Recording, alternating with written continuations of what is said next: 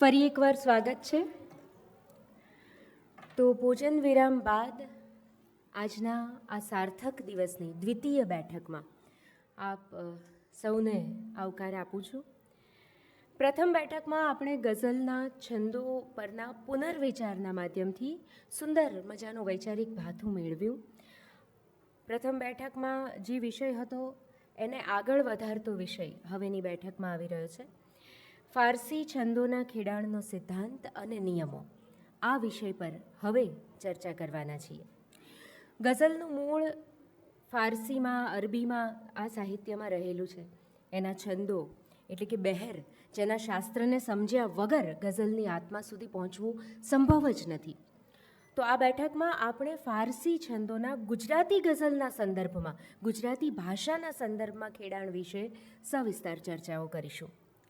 ગઝલના અભ્યાસુઓ માટે આ વિષય ફક્ત જ્ઞાનવર્ધક નહીં, પણ ગઝલની આંતરિક ગૂંથણીને સમજવા માટે પણ અનિવાર્ય છે. તો સૌ પ્રથમ કવિ શ્રી વિવેક કાણેને જ વિનંતી કરીશું કે તેમના સંશોધન લેખની રજૂઆત કરે અને ત્યારબાદ એ લેખની સમીક્ષા સૌ સાથે મળીને કરીશું. તો શ્રી વિવેક કાણેને વિનંતી કરીએ કે મિત્રો, સૌનું ફરી એકવાર સ્વાગત. ભોજન પછીનું સેશન આમ પણ થોડુંક પડકારજનક હોય છે. બધાના પેટ ભરાયેલા છે. આયોજકોએ લાઇટો બંધ કરી દીધી છે, એટલે બહુ જ જેને કહેવાય કે શું, હા, અવાજ આવતો નથી હવે? હેલો હેલો, હવે હેલો, હા, વોલ્યુમ વધારો ભાઈ. એટલે આ તકનો લાભ લઈને પ્લીઝ કોઈ જોકો નહીં ખાતા, કારણ કે આ બધું ખરેખર ઇન્ટરેસ્ટિંગ છે.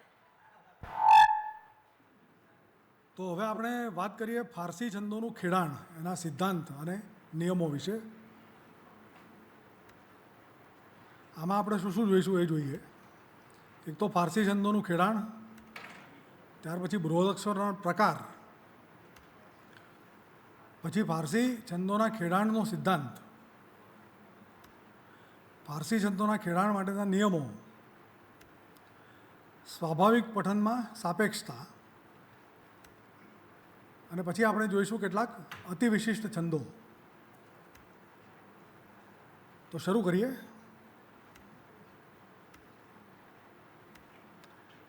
પહેલી બેઠકમાં આપણે ગઝલના છંદો એટલે ફારસી છંદો એવી સંજ્ઞા સ્વીકારી. આપણે જોયું કે ફારસી છંદો લગાત્મક સ્વરૂપના બૃહદક્ષરમેળ છંદો છે. પછી બૃહદક્ષરની વ્યાખ્યા આપણે જોઈ. આપણે એ પણ જોયું કે ફારસી છંદોના લગાત્મક ન્યાસમાં લઘુગુરુ સ્થાનો પર ઉચિત બૃહદક્ષરો યોજીને એ છંદો સધાય છે. એ અર્થમાં ફારસી છંદો બૃહદક્ષરમેળ છે. અને હવે આપણે ફારસી છંદોના ખેડાણ માટેના એકમાત્ર સિદ્ધાંત અને એ માટેના નિયમોની વાત કરીશું. જલન માત્રીનો એક શેર મેં ઉદાહરણ તરીકે પસંદ કર્યો છે. શ્રદ્ધાનો હો વિષય તો પુરાવાની શી જરૂર, કુરાનમાં તો ક્યાંય પયંબરની સહી નથી. એમાં અમુક અક્ષરો ઉપર તમને જુદા જુદા રંગથી એમને ચિતરેલા દેખાશે. એ શા માટે કર્યા છે એ આપણે આગળ જોઈશું.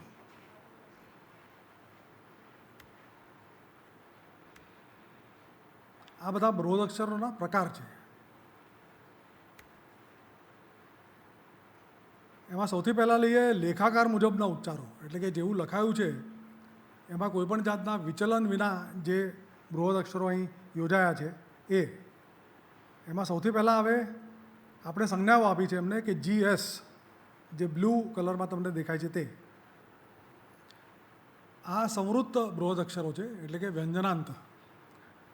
આ સંવૃત્ત બૃહદક્ષરો જે છે એ છંદમાંના ગા સ્થાને જ યોજી શકાય. આ ઉદાહરણમાં જેમ આપણે જોઈ શકીએ છીએ તેમ લેખાકાર પ્રમાણેનું માપ અહીંયા આપેલું જ નથી, કારણ કે એ લિખિત સ્વરૂપમાં આ બૃહદક્ષરો દેખાતા નથી, પણ એ સ્થપાય છે. અને છંદમાં પ્રાયોજિત માપ એનું ગા છે. એ કયા કયા છે? તો શ્રદ્ધ, પછી શય, કુર અને બર.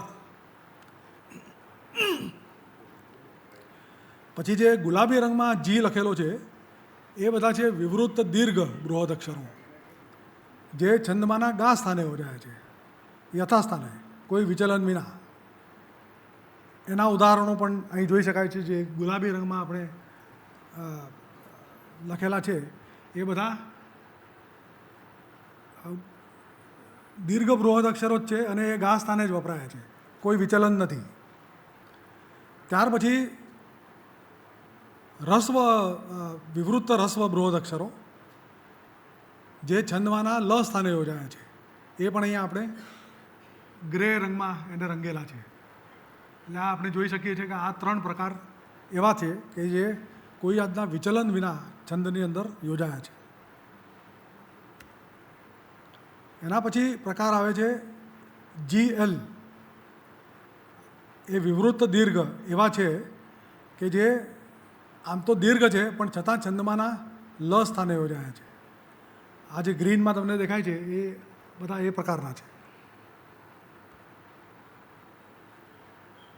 ઉપર જે દેખાય છે નો, તો, ની, તો, ની, આ બધા જે છે એ બૃહદ અક્ષરો આમ તો વિવૃત્ત દીર્ઘ છે પણ એ છંદમાના લ સ્થાને યોજાય છે, કારણ કે એમનો લઘુ ઉચ્ચાર થઈ શકે છે, એ ખટકતો નથી. ત્યાર પછી LG, જે આ ઉદાહરણમાં નથી. બહુ જ અપવાદરૂપ કિસ્સાઓમાં ક્યારેક વિવૃત્ત રસ્વ બૃહદ અક્ષર છંદમાં ગા સ્થાને યોજી શકાય. એ ક્યાં યોજી શકાય એની વાત આપણે આગળ કરવાના છીએ, પણ આ એક અપવાદરૂપ વાત છે અને એ આ ઉદાહરણમાં નથી. અને એ પછીનો પ્રકાર છે P. એક ગુરુથી મોટો, એટલે શિથિલ અર્થમાં પ્લુત એવો જે બૃહદ અક્ષર છે. અહીં સહી, જે ઉદાહરણમાં દેખાય છે તમને, એ સહી શબ્દ આમ તો લગા સ્વરૂપનો છે પણ અહીંયા એક ગા તરીકે અહીંયા ઉપયોગમાં લેવાયો છે. ત્યાર પછીના 2 પ્રકારો છે LV અને GV. LV એટલે એવા વિવૃત્ત રસ્વ જે એકાક્ષરી શબ્દ ન હોય અને પંક્તિના અંતિમ શબ્દના અંતમાં હોય અને લગાત્મક ન્યાસની બહારના, એટલે કે વધારાના હોય. દાખલા તરીકે અહીં જરૂર જે છે ત્યાં જ રૂ ઉપર એકચ્યુઅલી લગાત્મક રૂપ પૂરું થઈ જાય છે છંદનું. ર જે છે એની બહારનો છે. તો આનો નિયમ એવો છે કે એનો ઉચ્ચાર કરવો પણ લગાત્મક ન્યાસમાં એની અવગણના કરવી, એ આપણે નિયમમાં જોઈશું. તો આ એક બૃહદ અક્ષરનો પ્રકાર થયો જેને આપણે LV એવી સંજ્ઞા આપી છે. અને ફરીથી બહુ જ અપવાદરૂપ કિસ્સાઓમાં ક્યારેક વિવૃત્ત દીર્ઘ પણ આવી રીતે વધારાનો હોઈ શકે, પણ એનો ઉચ્ચાર જો રસ્વ કરવાથી ખટકતું ન હોય તો એનું ઉદાહરણ પણ આપણે આગળ જતાં જોઈશું. એ આ ઉદાહરણમાં નથી. હવે ફારસી છંદોના ખેડાણનો સિદ્ધાંત જોઈએ. આ એકમાત્ર સિદ્ધાંત છે. આટલો એક સિદ્ધાંત યાદ રાખો એટલે વાર્તા પૂરી થઈ ગઈ. આ સિદ્ધાંત એવો છે, જો છંદ પંક્તિના વિભક્ત ઘટક સ્વરૂપમાં બૃહદ અક્ષરો એ રીતે યોજાયા હોય કે જેથી એ છંદ પંક્તિનું છંદના લગાત્મક ન્યાસ મુજબનું, એટલે કે છાંદસ પઠન શક્ય હોય અને એમ કરતાં ક્યાંય લયભંગ ન થતો હોય અને ઉચ્ચારો અસ્વાભાવિક કે કૃત્રિમ અથવા કર્ણકટુ ન લાગતા હોય અને સાથે સાથે નીચે આપેલા 7 નિયમો પળાતા હોય તો એ ફારસી છંદનું યોગ્ય ખેડાણ થયું ગણાય. આ સિદ્ધાંત છે. અહીં ખાસ નોંધવાની વાત એ છે કે અહીં ઉચ્ચારો સ્વાભાવિક એટલે કે અકૃત્રિમ અને મધુર લાગતા હોય એમ પણ કહી શકાયું હોત, પરંતુ આપણે એમ ન કરતાં નકારથી આપણો સિદ્ધાંત સ્થાપ્યો. એના કારણની ચર્ચા પણ આપણે આગળ જતાં કરીશું. અહીં વપરાયેલા અસ્વાભાવિક, કૃત્રિમ, કર્ણકટુ જેવા જે શબ્દો છે એ સાપેક્ષ છે. માટે આપણા પહેલાંના લેખમાં એમ પણ કહ્યું હતું કે ફારસી છંદોના ખેડાણમાં કૃત્રિમ ઉચ્ચારોને બહુ મર્યાદિત પ્રમાણમાં સ્થાન છે. માટે હવે પ્રશ્નો એ ઊભા થાય કે સ્વાભાવિક ઉચ્ચારો એટલે શું, મર્યાદિત કૃત્રિમતા એટલે શું, એ કૃત્રિમતાની મર્યાદા શું, કર્ણકટુ કોને કહેવાય વગેરે. તો આ બધા પ્રશ્નોના ઉત્તરો આપણને ફારસી છંદોના ખેડાણ માટેના જે નિયમોની ચર્ચા આપણે કરવાના છીએ એમાંથી મળી રહેશે. ખેડાણ માટેના નિયમો. સૌથી પહેલો નિયમ, સંવૃત્ત એટલે કે વ્યંજનાંત બૃહદ અક્ષરો છંદમાંના ગા સ્થાને જ મૂકી શકાય, લ સ્થાને કદી મૂકી શકાય નહીં. આવા સંવૃત્ત બૃહદ અક્ષરોને આપણે GS સંજ્ઞા આપી છે. આનું કારણ એટલું જ છે કે સંવૃત્ત બૃહદ અક્ષરોનો લઘુ ઉચ્ચાર કરવો શક્ય નથી હોતો. એ બહુ જ કૃત્રિમ અને આર્ટિફિશિયલ લાગે, એટલા માટે નહીં. અહીંયા જે દેખાય છે આપણને શ્રદ્ધ, પછી શય, કુર, બર, આ બધા એના ઉદાહરણો છે. એ બધા જ તમે જોશો કે ગા સ્થાને યોજાયા છે. ગા સ્થાન સિવાય બીજે ક્યાંય યોજી શકાય નહીં. બીજો નિયમ, વિવૃત્ત એટલે કે સ્વરાંત દીર્ઘ બૃહદ અક્ષરો છંદમાંના ગા સ્થાને છૂટથી મૂકી શકાય. આ રીતે લેખાકારથી કોઈ વિચલન વિના યોજાયેલા વિવૃત્ત દીર્ઘ બૃહદ અક્ષરોને આપણે જી સંજ્ઞાથી દર્શાવીએ છીએ. પરંતુ ક્યારેક જો ખટકો આવતો ન હોય અથવા તો લયભંગ ન થતો હોય, આ થઈ કૃત્રિમતાની એક મર્યાદા, તો જીને છંદમાંના લ સ્થાને પણ મૂકી શકાય. આવા કિસ્સામાં આપણે એ બૃહદ અક્ષરને GL એવી સંજ્ઞા આપીએ છીએ, જે અહીંયા ગ્રીન કલરમાં દર્શાવી છે તે. તમે જોશો તો આ નો, તો, ની આ બધા જે બૃહદ અક્ષરો છે એ આમ તો દીર્ઘ છે, પણ છતાંય છંદમાંના લઘુ સ્થાને યોજાય છે. કારણ કે એમનો લઘુ ઉચ્ચાર કરવાથી, રસ્વ ઉચ્ચાર કરવાથી ખટકો આવતો નથી.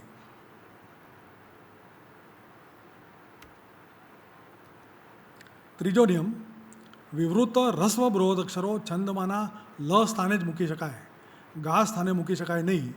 કારણ કે આવા રસ્વ બૃહદ અક્ષરને લંબાવીને એનો દીર્ઘ ઉચ્ચાર કરવાથી એ કર્ણકટુ જ થાય.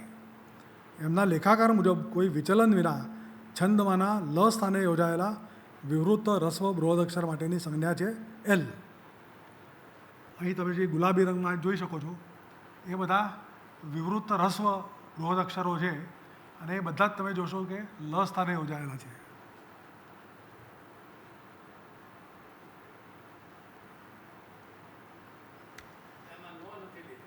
સોરી, હા, નો ન આવે, નથી, એ GL છે.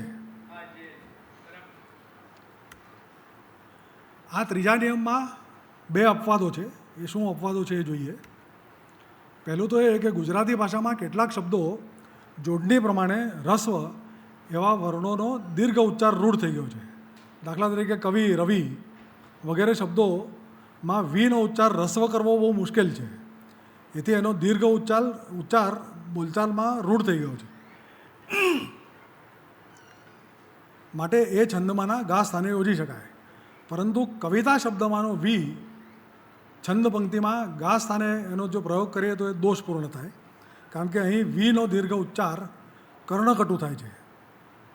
આનું બીજું ઉદાહરણ એટલે નિષ્ઠુર વાસ્તવિકતાથી ત્રાસી ગયો છું હું, ઘાયલ સાહેબની પંક્તિ છે. એમાં જે ષ્ઠુ છે એ લેખાકારમાં તમને દેખાય છે કે એ રસ્વ છે, પણ એનો બોલચાલમાં જે ઉચ્ચાર રૂઢ થઈ ગયેલો છે એ દીર્ઘ જ છે. એટલે આપણે નિષ્ઠુર, એ શનો ઠડકો નીને લાગે છે એટલે એ તો ગુરુ થઈ ગયો, પણ વધેલો જે ઠૂ છે એ રસ્વ છે, છતાં પણ એને આપણે દીર્ઘ બોલીએ છીએ. એટલા માટે હા, એટલે નિષ્ઠુર વાસ્તવિકતાથી ત્રાસી ગયો છું હું, માં નિષ્ઠુરનું જે પ્રયોજન અહીં થયું છે એ છંદ પ્રમાણે બરાબર ગણાય. અને બીજું ઉદાહરણ, કેટલાક કિસ્સાઓમાં છંદપંક્તિનો અર્થ સચોટ રીતે ઉજાગર કરવા માટે એમાં મૂળાક્ષરના અર્થમાં યોજાયેલા રસ્વ મૂળાક્ષરોનો ઉચ્ચાર દીર્ઘ કરવો પડે છે. માટે એમને છંદમાંના ગા સ્થાને યોજી શકાય. દાખલા તરીકે બે પંક્તિઓ આપી છે. ર નિરંતર મેષમાં સબળે અને ક બહુ લીસો હતો. તો અહીં એ મૂળાક્ષરના અર્થમાં યોજાયા છે, એટલે એનો ઉચ્ચાર તમારે દીર્ઘ કરવો પડે છે. માટે એને આપણે ગા સ્થાને યોજી શકીએ. હા, એમ્ફોસિસ. આ અપવાદો સિવાય બીજે ક્યાંય એલ સ્વરૂપના બૃહદ અક્ષરને છંદમાંના ગા સ્થાને યોજવો તદ્દન વર્જ્ય છે.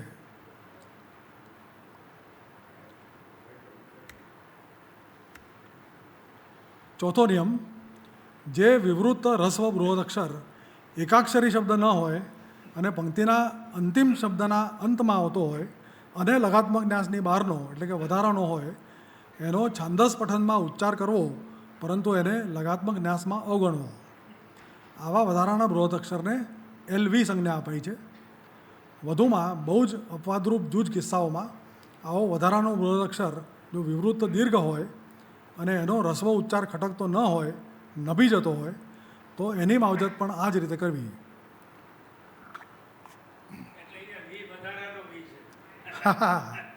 એ વી એટલા માટે જ મૂક્યો છે, વધારાનો એમ. હા. અહેમદ ફરાઝની એક આખી ગઝલ આ પ્રકારની છે. એમાંનો એક શેર ઉદાહરણ તરીકે મૂકું છું. इससे पहले कि बेवफा हो जाएं क्यों नए दोस्त हम जुदा हो जाएं. આમાં છેલ્લો જે છે એ આમ તો વિવૃત્ત દીર્ઘ છે પણ એનો રસ્વ ઉચ્ચાર ખટકતો નથી, એટલા માટે વધારાના તરીકે નભી જાય છે.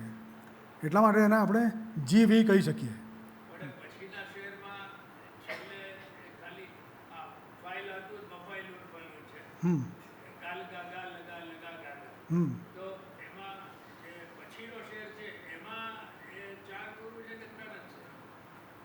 આપણે અહીંયા વાત કરીએ છીએ છેલ્લા એની, અને એ તો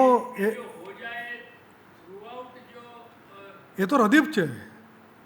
હો જાય તો રદીફ છે એટલે બધા શેરમાં આવશે જ.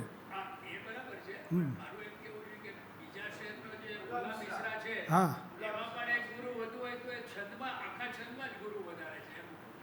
ના એવું નથી, એવું નથી. એ મેં ચેક નથી કર્યું ફ્રેન્કલી, પણ એવું હોય તો તમારી વાત સાચી કે છંદ જુદો થઈ જાય, પણ એવું નહીં હોય એવું હું માનું છું. હા.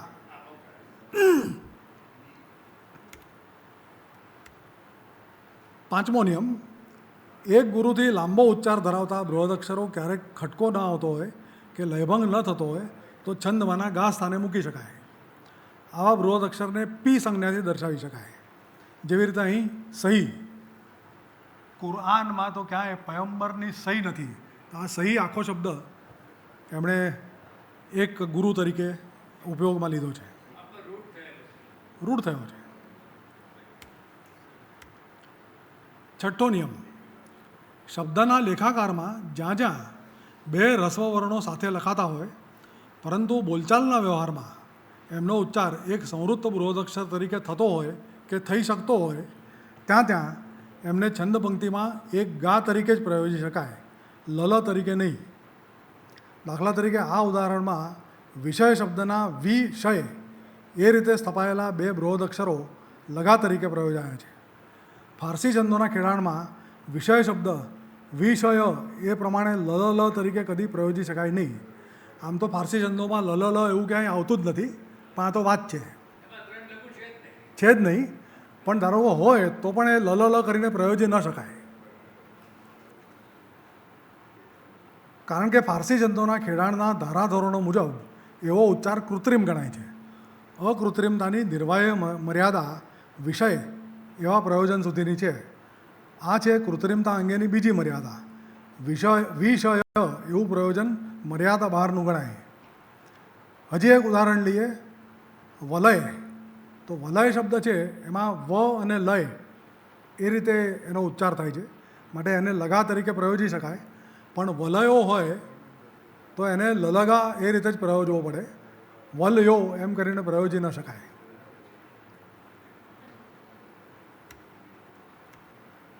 સાતમો નિયમ, આ છઠ્ઠા નિયમનો જ એક એક્સટેન્શન છે. કેટલાક જૂજ વિશિષ્ટ ફારસી છંદોના લગાત્મક ન્યાસમાં અમુક જગ્યાએ, દાખલા તરીકે આપણા ઉદાહરણમાં છેલ્લેથી બીજો ગણ લલગ આગા સાથે સાથે આવતા બે લઘુ સ્થાનો પર નિયમ 6માં વર્ણવેલા બે રસ્વ વર્ણો મૂકી શકાય નહીં, કારણ કે છંદમાંના એ બે લઘુ સ્થાનોને લ તરીકે નિભાવવા ફરજિયાત છે. અહીં તમે ઉદાહરણમાં જોઈ શકો છો, જે ગુલાબીમાં દર્શાવેલા છે એ બે લઘુ છે જે બે લઘુ તરીકે નિભાવવાના છે. અને અહીંયા તમે ખાસ કરીને જોશો તો અને પૂ, એમાં એક તો જે છે એ તો વિવૃત્ત દીર્ઘ છે, એટલે છૂટ લઈને યોજાયેલો છે. અને પૂ તો બરાબર છે, એ લઘુ છે. એટલે આવી રીતે હોય કે GLL, તો એમાં એને ભેગા કરીને એનો ઉચ્ચાર ગુરુ કરવો શક્ય નથી હોતો, એટલા માટે અહીંયા બે લઘુ નિભાવ્યા છે એમ ગણાય. અને અહીંયા ક્યાંય અને પયંબર આ બે જુદા શબ્દો છે, એટલે એ બંને લઘુ અક્ષરો છે ખરા, પણ એક શબ્દના અંતે આવે છે અને બીજો શબ્દ શરૂ થાય છે, એટલે એમને ભેગા કરીને એમનો ગુરુ ઉચ્ચાર કરવો શક્ય નથી, માટે અહીંયા બે લઘુ સચવાયા છે.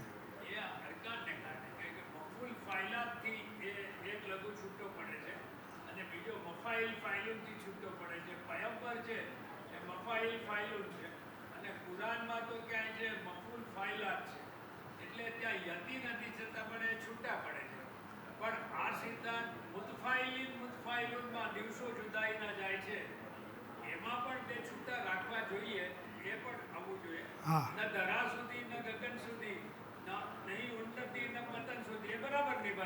બરાબર.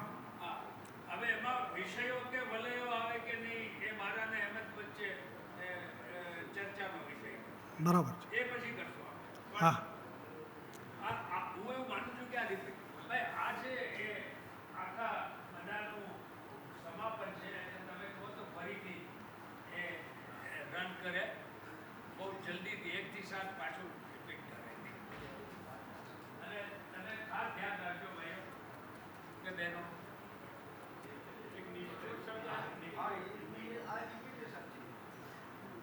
હા, એટલે કોઈ નવા લોકો આવે છે એટલે રિપીટ કરવાનું કહો છો?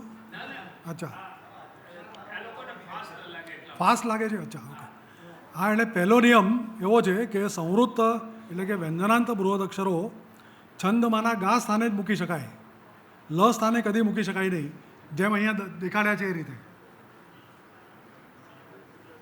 આ જે નવા સ્થપાયેલા વિવૃત્ત બૃહદ અક્ષરો છે, સંવૃત્ત વ્યંજનાંત છે,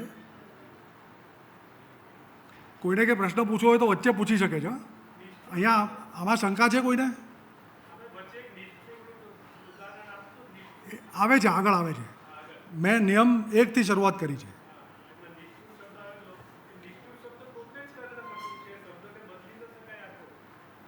એ તો કવિની પોતાની એના વિવેક અને સૂઝ પર આધાર રાખે. એવું કશું નથી હોતું. હું એવું નથી માનતો. નિષ્ઠુર કર્ણકટુ શબ્દ નથી, પણ તમે એને ખોટી રીતે યોજો તો કર્ણકટુ થાય.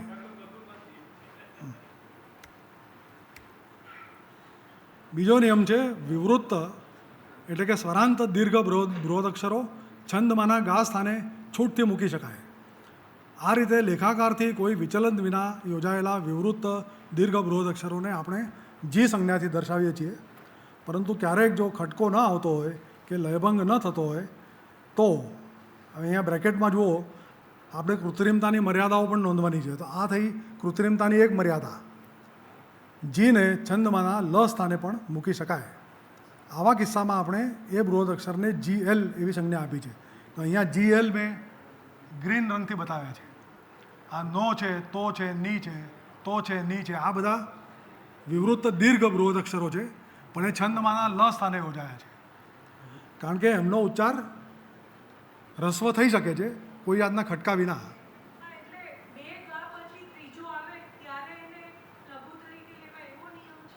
એવો નિયમ નથી. નિયમ એ છે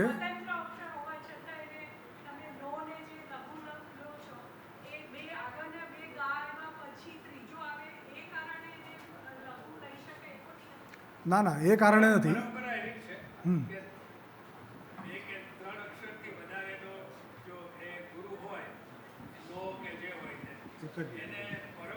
હાલો, આપણે આજનું જે કંઈ પ્રેઝન્ટેશન છે એ પ્લીઝ એમને રજૂ કરી લેવા દો.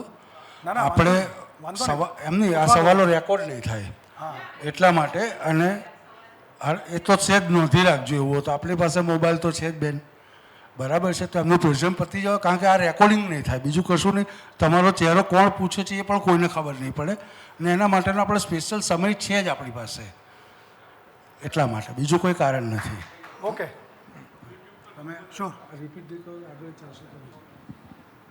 હા, એટલે આમાં કોઈને શંકા નહીં હોય એમ માનું છું. આગળ ચાલીએ.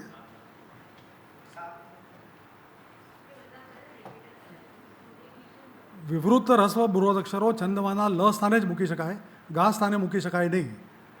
આ એક મારી દૃષ્ટિએ બહુ કડક નિયમ છે જે પાળાતો નથી.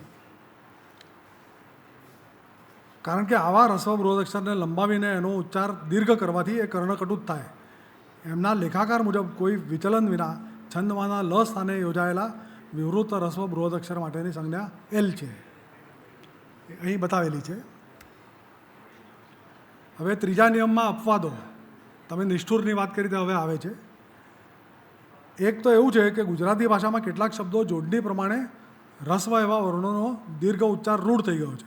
દાખલા તરીકે કવિ, રવિ વગેરે જેવા શબ્દોમાં વીનો ઉચ્ચાર રસ્વ કરવો મુશ્કેલ છે, એથી એનો દીર્ઘ ઉચ્ચાર બોલચાલમાં રૂઢ થઈ ગયો છે. માટે એ છંદમાંના ગા સ્થાને યોજી શકાય. પરંતુ કવિતા શબ્દમાં વીનો છંદ પંક્તિમાં ના ગા સ્થાને ઉપયોગ દોષપૂર્ણ ગણાય. કારણ કે અહીં વીનો દીર્ઘ ઉચ્ચાર કર્ણકટુ થાય છે. આનું બીજું ઉદાહરણ છે નિષ્ઠુર વાસ્તવિકતાથી ત્રાસી ગયો છું હું. એમાં નિષ્ઠુરમાં આપણે ઠુ રસ્વ લખીએ છીએ, પણ બોલચાલમાં એ નિષ્ઠુર રૂઢ થઈ ગયેલું છે. માટે આ છંદ પંક્તિ છંદમાં છે એમ ગણાય. કેટલાક કિસ્સાઓમાં છંદ પંક્તિનો અર્થ સચોટ રીતે ઉજાગર કરવા માટે એમાં મૂળાક્ષરના અર્થમાં યોજાયેલા રસ્વ મૂળાક્ષરોનો ઉચ્ચાર દીર્ઘ કરવો પડે છે. માટે એમને છંદમાંના ગા સ્થાને યોજી શકાય. દાખલા તરીકે ર નિરંતર મેષમાં સબડે અને ક બહુ લીસો હતો, એમાં ર અને ક જે છે એ તમારે અર્થ ઉજાગર કરવા માટે ભાર આપીને બોલવા પડે છે. માટે એમને છંદમાંના ગા સ્થાને યોજી શકાય. આ અપવાદો સિવાય બીજે ક્યાંય એલ સ્વરૂપના બૃહદ અક્ષરને છંદમાંના ગા સ્થાને યોજવો તદ્દન વર્જ્ય છે. આ ખાસ ધ્યાન રાખવું. ચોથો નિયમ, જે વિવૃત રસ્વ બૃહદ અક્ષર એકાક્ષરી શબ્દ ન હોય અને પંક્તિના અંતિમ શબ્દના અંતમાં હોય અને લગાત્મક ન્યાસની બહાર ન હોય વધારાનો, તો એનો છાંદસ પઠનમાં ઉચ્ચાર કરવો, પરંતુ એને લગાત્મક ન્યાસમાં અવગણવો. આવા વધારાના બૃહદ અક્ષરને એલવી સંજ્ઞા અપાઈ છે. વધુમાં બહુ જ જૂજ અપવાદરૂપ કિસ્સાઓમાં આવો વધારાનો બૃહદ અક્ષર જો વિવૃત દીર્ઘ હોય અને એનો રસ્વ ઉચ્ચાર ખટકતો ન હોય, નભી જતો હોય, તો એની માવજત પણ આ જ રીતે કરવી. એ કિસ્સામાં એને જીવીની સંજ્ઞા આપી શકાય. અહેમદ ફરાઝની એક આખી ગઝલ આ પ્રકારની છે. એમાંનો એક શેર ઉદાહરણ તરીકે મૂકું છું. इससे पहले कि बेवफा हो जाएं क्यों ना ये दोस्त हम जुदा हो जाएं. અહીં વાસ્તવમાં લગાત્મક ન્યાસ જે છે એ છેલ્લા જા પર પૂરો થઈ જાય છે. એ વધારાનો છે, પણ એ વિવૃત દીર્ઘ છે, છતાં એનો રસ્વ ઉચ્ચાર ખટકતો નથી, એટલે વધારાના અક્ષર તરીકે નભી જાય છે. પણ આપણે એને જીવી કહી શકીએ.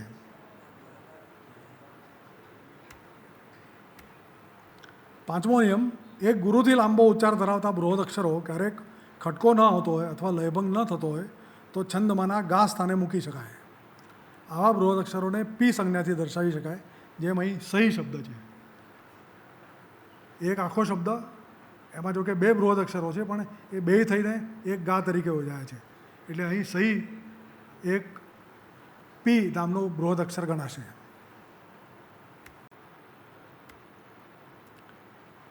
શબ્દના લેખાકારમાં જ્યાં જ્યાં બે રસ્વ વર્ણો સાથે લખાતા હોય, પરંતુ બોલચાલના વ્યવહારમાં એમનો ઉચ્ચાર એક સંવૃત્ત બૃહદ અક્ષર તરીકે થતો હોય કે થઈ શકતો હોય, ત્યાં ત્યાં એમને છંદ પંક્તિમાં એક ગા તરીકે જ પ્રયોજી શકાય, લલ તરીકે નહીં.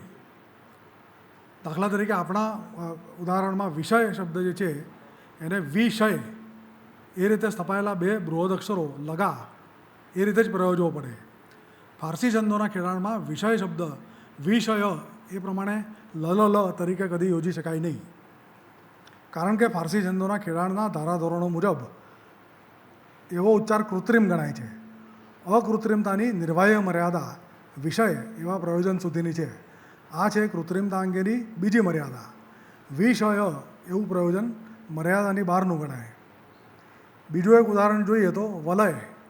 તો વલય છે એ લગાત થાય, એ વલ્ય ગાલય એવું ન થઈ શકે, અથવા વલય લલલ ન થઈ શકે.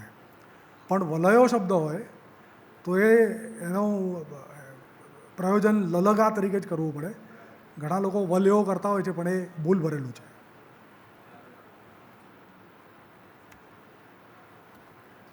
સાતમો નિયમ, કેટલાક જૂજ વિશિષ્ટ ફારસી છંદોના લગાત્મક ન્યાસમાં અમુક જગ્યાએ સાથે સાથે આવતા બે લઘુ સ્થાનો પર નિયમ 6માં વર્ણવેલા બે રસ્વ વર્ણો મૂકી શકાય નહીં, કારણ કે છંદમાંના એ બે લઘુ સ્થાનોને લ તરીકે નિભાવવા ફરજિયાત છે. દાખલા તરીકે અહીંયા જે છેલ્લેથી બીજો ગણ છે લલગાગા, ત્યાં લ બે જુદા નિભાવવાની જરૂર છે. માટે અહીંયા એ નિભાવવાની રીત તમે જુઓ તો અને પુમાં એક એમણે છૂટછાટવાળો લીધો છે અને એક શુદ્ધ લઘુ છે. એ બંનેને ભેગા કરીને એનો ગુરુ ઉચ્ચાર કરી શકાતો નથી, માટે આ બે લઘુ જળવાયા એમ ગણાય. અને અહીંયા આગળ ક્યાંય અને પયંબર આ બે જુદા શબ્દો છે.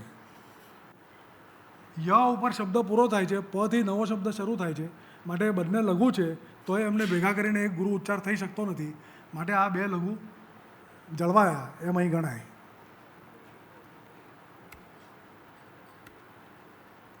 એક આડ વાત નોંધીએ કે છંદોના ખેડાણ માટેનો આ સિદ્ધાંત અને એ માટેના પહેલાં 3 નિયમો માત્ર ફારસી છંદોને જ નહીં, આપણા પારંપરિક છંદોને પણ લાગુ પડે છે.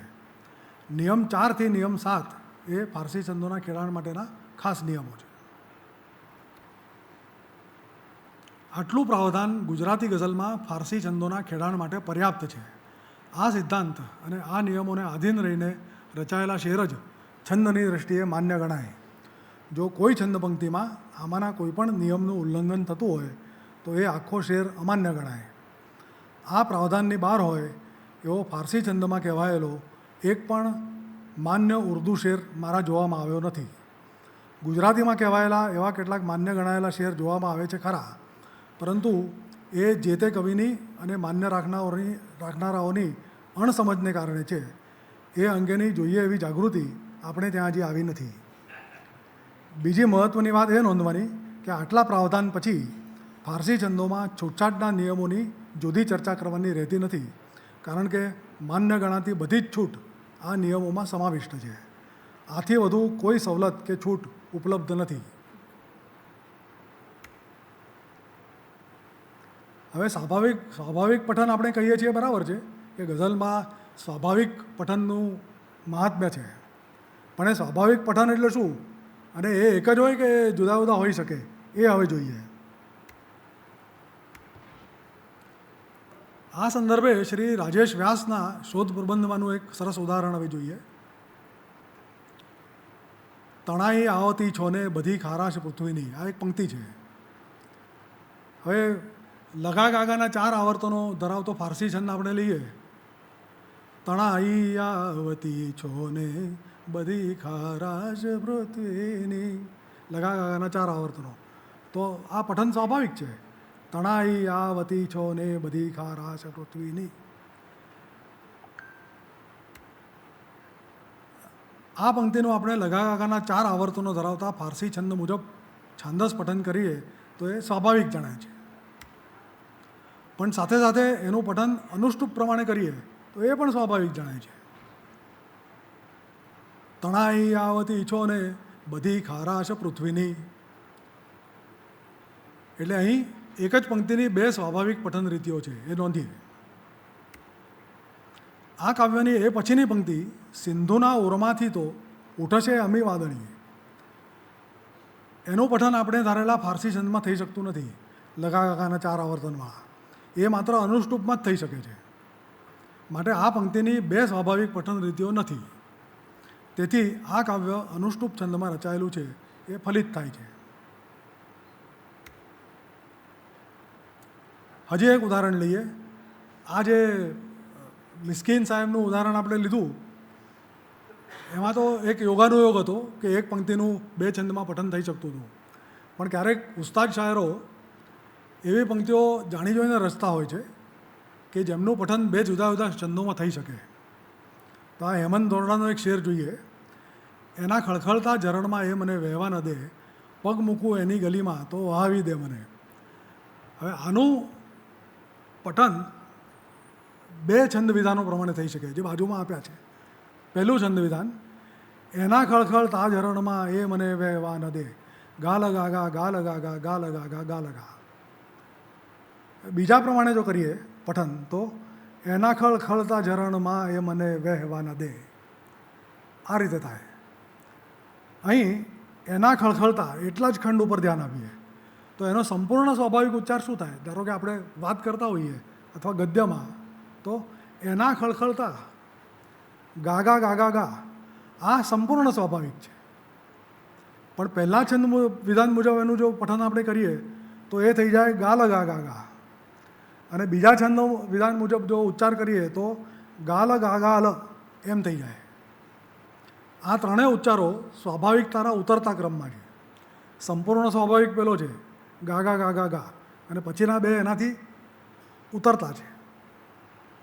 પહેલાં અને બીજા છંદ પ્રમાણેના આ બંને ઉચ્ચાર વિચલનોથી છાંદસ પઠનમાં ક્યાંય લયભંગ થતો નથી. માટે એ બંને વિચલનો ઉચ્ચારની સ્વાભાવિકતાની દૃષ્ટિએ નિર્વાહ્ય છે, ચાલે છે. પણ આપણે મુદ્દો એ નોંધવાનો છે કે પઠનની સ્વાભાવિકતા સાપેક્ષ છે. ટૂંકમાં અત્યાર સુધીની ચર્ચામાં આપણે જોયું કે છાંદસ પઠનની સ્વાભાવિકતા કે અકૃત્રિમતા સાપેક્ષ છે, એ ઓછી કે વધુ હોઈ શકે છે. અને બીજું, એક જ છંદ પંક્તિની એકથી વધુ સ્વાભાવિક પઠન રીતિઓ હોઈ શકે છે જે એકબીજાથી ઓછી કે વધુ સ્વાભાવિક હોય. અને ત્રીજું, ફારસી ઉચ્ચાર પ્રણાલીને લાગે વળગે છે ત્યાં સુધી સ્વાભાવિકતાની કે અકૃત્રિમતાની મર્યાદા શું છે એ પણ આપણે આપણા ખેડાણના નિયમોમાં વ્યાખ્યાયિત કર્યું છે. આપણા સિદ્ધાંતમાં આપણે શરત તરીકે છાંદસ પઠન સ્વાભાવિક થતું હોય એમ ન કહેતા છાંદસ પઠન અસ્વાભાવિક કે કૃત્રિમ ન થતું હોય એમ કહીને નકાર દ્વારા આપણા સિદ્ધાંતની સ્થાપના શા માટે કરી એ હવે આપણે સમજી શકીએ છીએ. સ્વાભાવિકતાના એકથી વધુ સંસ્કરણો એટલે કે એડિશન્સ સંભવે છે, તેથી સંદિગ્ધતા રહે છે. પરંતુ અસ્વાભાવિકતાની મર્યાદા વિશે સ્પષ્ટતા હોવાને કારણે એ મર્યાદાની પાર હોય એ અસ્વાભાવિક ગણાય, કૃત્રિમ ગણાય, એ વિશે કોઈ સંદિગ્ધતા ન હોય. હવે આપણે કેટલાક ઉદાહરણો જોઈએ અતિ વિશિષ્ટ ફારસી છંદોના. આ વિશિષ્ટ છંદો એવા છે કે જેમના લગાત્મક ન્યાસમાં અમુક જગ્યાએ સાથે આવતા બે લઘુ સ્થાનો પર એવા અક્ષરો ન મૂકી શકાય જે લેખાકારની દૃષ્ટિએ બે રસ્વ વર્ણો હોય પણ એમનો સંયુક્ત ઉચ્ચાર વ્યવહારમાં એક સંવૃત્ત બૃહદક્ષર તરીકેનો થઈ શકતો હોય. દાખલા તરીકે વિતક, ભરવા, નાજુક જેવા શબ્દોના લેખાકારમાં બે રસ્વ વર્ણો તરીકે દૃષ્ટિગોચર થતા તક, ભર અને જુક એ અંશોનો ઉચ્ચાર બોલચાલની લઢણ પ્રમાણે તક, ભર અને ચૂક એવા સંવૃત્ત બૃહદક્ષરો તરીકે થાય છે, જે ફારસી છંદોમાં એક ગુરુ તરીકે જ પ્રયોજાઈ શકે. માટે આવા અંશો એ વિશિષ્ટ છંદોમાંના કેટલાક સ્થાનો પર કે જ્યાં બે લઘુઓ લલ તરીકે નિભાવવા ફરજિયાત છે, સાથે આવતા બે લઘુ તરીકે યોજી શકાય નહીં. આને આપણે વિશિષ્ટ શરત કહીશું. આ વિશિષ્ટ શરત ક્લિયર થઈ ગઈ ને બધાને? વિશિષ્ટ શરત શું છે? કારણ કે આ બહુ મહત્ત્વની છે.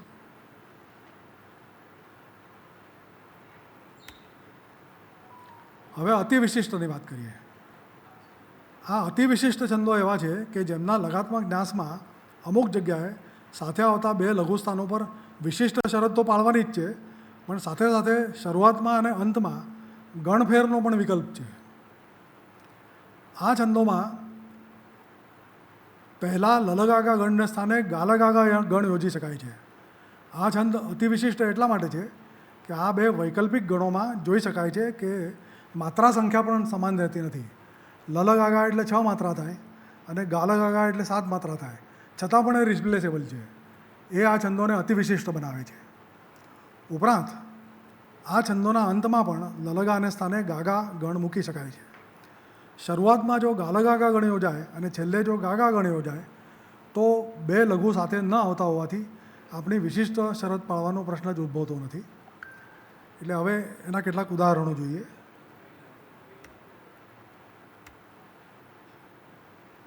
પહેલો અતિ વિશિષ્ટ છંદ છે લલગાગા લગા લગા લલગા. આમાં પહેલાં લલગાગાની જગ્યાએ ગાલગાગા પણ મૂકી શકાય અને છેલ્લા લલગાની જગ્યાએ ગાગા પણ મૂકી શકાય. ઉદાહરણ તરીકે યુવા ગઝલકાર હેમંત પુણેકરનો શેર ખાસ હેતુથી લઉં છું, કારણ કે આ શેરમાં આ છંદમાંના તમામ વૈકલ્પિક ગણો યોજાયા છે.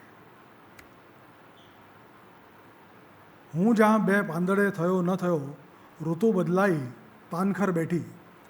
એટલે અહીંયા આપણે જોઈ શકીએ છીએ કે પહેલા મિશ્રામાં પહેલાં લલગાગાની જગ્યાએ ગાલાગાગા વપરાયો છે અને છેલ્લે લલગા છે. જ્યારે બીજા મિશ્રામાં શરૂઆતમાં લલગાગા વપરાયું છે અને છેલ્લે ગાગા વપરાયું છે. એટલે જેટલી વૈકલ્પિક સુવિધા અવેલેબલ હતી એ બધી ઉપયોગમાં લેવાઈ છે.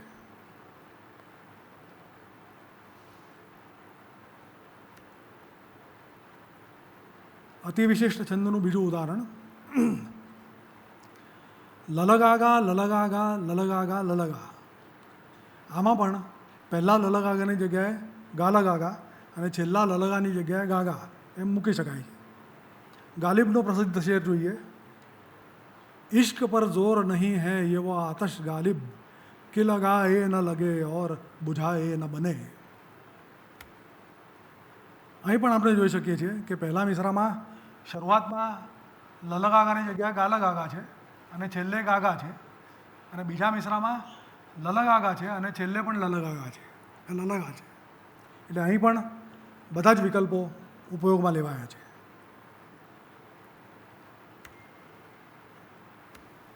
ત્રીજો અતિ વિશિષ્ટ છંદ આ અહેમદ ફરાઝનો છે શેર કે આમદે દોસ્ત કી નવેદ કુએ વફા में आम थी मैंने भी एक चराग सा दिल सरे शाम रख दिया. આ છંદ છે ગાલ લગા લગા લગા ગાલ લગા લગા લગા. આ ગાલ લગા લગા લગા એ મિશ્ર ગણખંડોનો એક ખંડ છે અને આ બે ખંડોની વચ્ચે એક મહત્ત્વની યતિ છે. હવે આ છંદ અતિ વિશિષ્ટ એટલા માટે છે કે આનો પહેલો મિશ્રો જુઓ. આપણે વધારાના બૃહદ અક્ષરની વાત કરેલી તમને યાદ હોય તો એ જે યતિ છે એ યતિના અવકાશમાં એણે વધારાનો બૃહદ અક્ષર મૂક્યો છે. આનું પઠન જો આપણે કરીએ, આ મધે દોસ્ત કી નવેદ, તો એ દ ઉચ્ચાર કરવાનો છે ખરો એનો, પણ એ યતિના અવકાશમાં જાય છે. એ લગાત્મક રૂપની બહારનો છે. એટલે આ એ છંદને અતિ વિશિષ્ટ બનાવે છે. આમ જોવા જાઓ તો વચ્ચે યતિ આવતી હોય એવા ઘણા ફારસી છંદો છે. દાખલા તરીકે ગાગા લગા લગાગા, ગાગા લગા લગાગા, એમાં પણ વચ્ચે એક મહત્ત્વની યતિ છે. તો આ તર્કથી જઈએ તો એ યતિમાં પણ ક્યારેક વધારાનો બૃહદ અક્ષર મૂકવાની સગવડ હોવી જોઈએ. પણ મારા જોવામાં આ સગવડનો ઉપયોગ થયો હોય એવો આના સિવાય બીજો કોઈ છંદ આવ્યો નથી. બધે કદાચ સગવડ હશે પણ મેં જોયું નથી. આ એકમાત્ર છંદ એવો છે કે જેમાં આ સગવડનો અહેમદ ફરાઝે ઉપયોગ કર્યો છે. આનો ઉપયોગ ગાલિબે પણ કર્યો છે, પણ આ જ છંદ માટે. ગાલિબે ખસ્તા કે વગેરે, કરેક્ટ. હા, એમાં બગેર જે છે એમાંનો ર છે એ વધારાનો છે, લગાત્મક ન્યાસની બહારનો છે, અને એ યતિના સ્થાન પર બેસી જાય છે એટલે નભી જાય છે.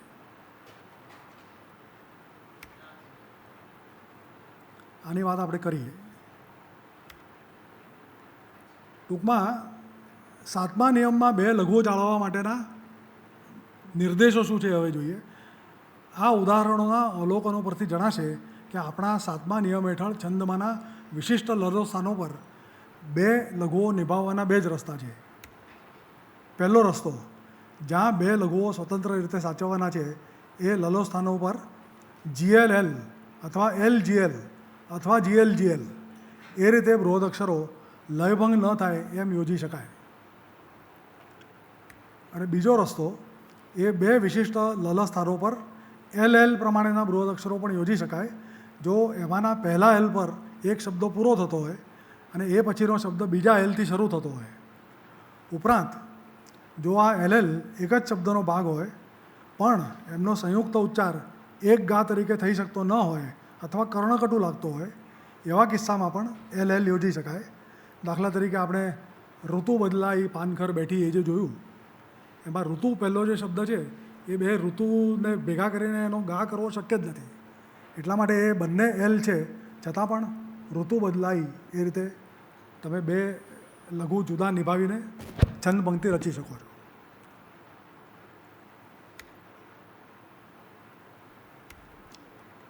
તો અત્યાર સુધી આપણે શું જોયું?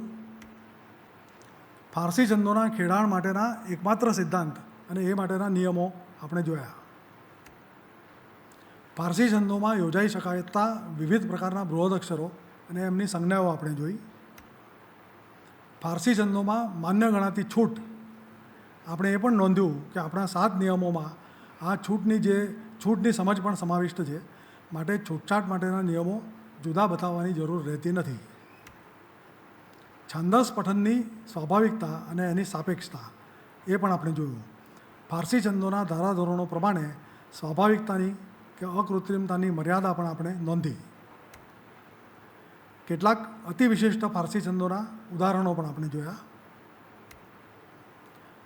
ફારસી છંદોનું ખેડાણ અહીં આપેલા સિદ્ધાંત અને એ માટેના નિયમો પ્રમાણે જ સદીઓથી થઈ રહ્યું છે.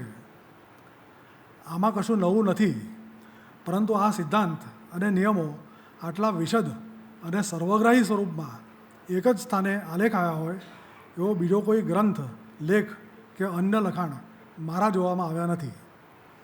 આટલું પ્રાવધાન ફારસી છંદોના ખેડાણ માટે પર્યાપ્ત છે. આ પ્રાવધાનની બહાર હોય એવી એક પણ ઉર્દુ ગઝલ મારા જોવામાં આવી નથી. જોકે ગુજરાતી ગઝલમાં કેટલાક જૂજ માન્ય શેર આ પ્રાવધાનની બહાર મળે ખરા, પરંતુ એના મૂળમાં જેમ મેં પહેલાં કહ્યું તેમ ફારસી છંદોના ખેડાણ અંગેની સ્પષ્ટતાનો અભાવ, લેખાકાર અને ઉચ્ચારો વચ્ચેનું વૈષમ્ય કે શિથિલતા, કંઈક અંશે પ્રમાદ અથવા જે તે ગઝલકારની કે એ શેરો માન્ય રાખનારાની અણસમજ વગેરે રહેલા છે.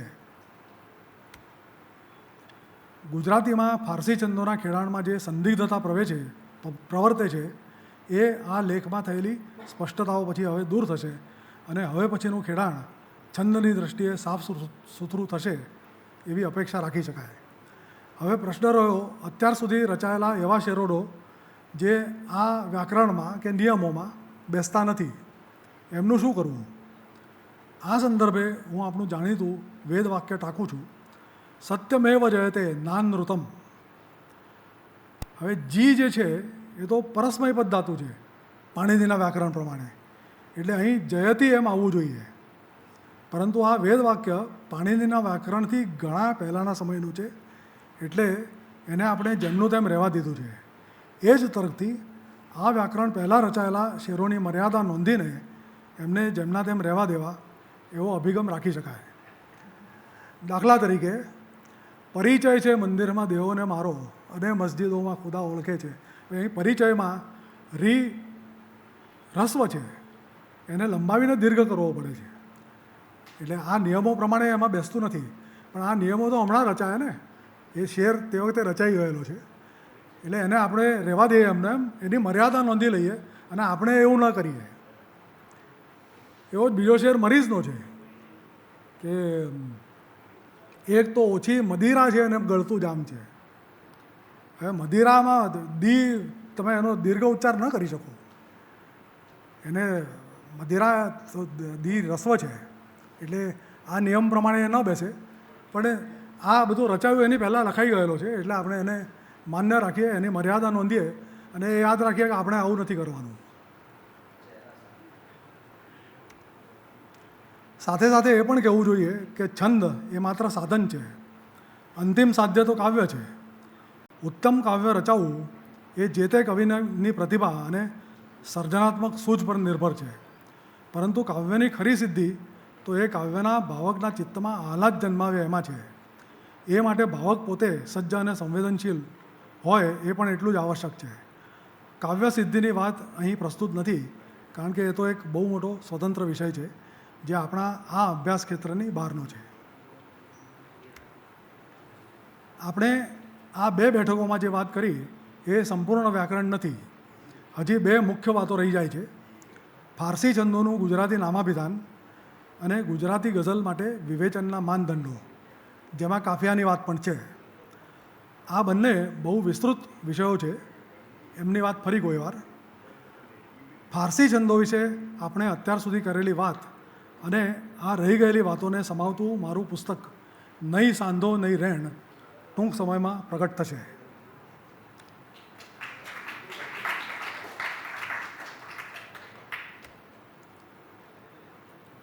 ફારસી છંદોના ખેડાણનો સિદ્ધાંત અને એના નિયમો આપણે આટલી સર્વગ્રાહી રીતે આપી શક્યા એ આપણે સ્થાપેલી બૃહદક્ષરની સંકલ્પનાને આભારી છે. અને એના મૂળમાં છે આપણી અત્યંત વૈજ્ઞાનિક એવી લિપિ. અંગ્રેજી કે અરબી ફારસી ભાષાઓમાં એમની લિપિની લાક્ષણિકતાઓને કારણે આ શક્ય બન્યું નથી. અને એ જ કારણસર આવો સર્વગ્રાહી સિદ્ધાંત ઉર્દુ ફારસીમાં પણ હજી સુધી સ્થપાયો નથી એની નોંધ લઈએ. અને આપણી લિપિના રચયિતાઓને વંદન કરીને એમનો ઋણ સ્વીકાર કરીએ. Thank you very much. હા, હવે આપ પ્રશ્નો પૂછી શકો છો.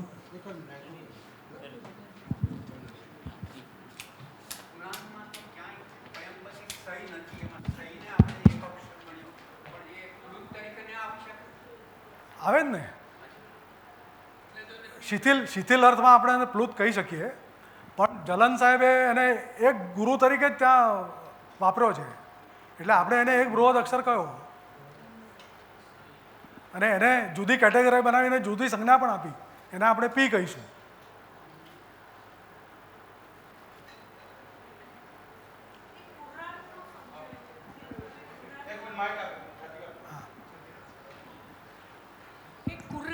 જે તમે ઉચ્ચારણ કર્યું એ મને સમજાયું નહીં કે કઈ રીતના. આમ તો કુરાન છે, તમારી વાત સાચી છે, પણ જલન સાહેબે એમણે એ રીતે યોજ્યો છે કુરઆન તરીકે.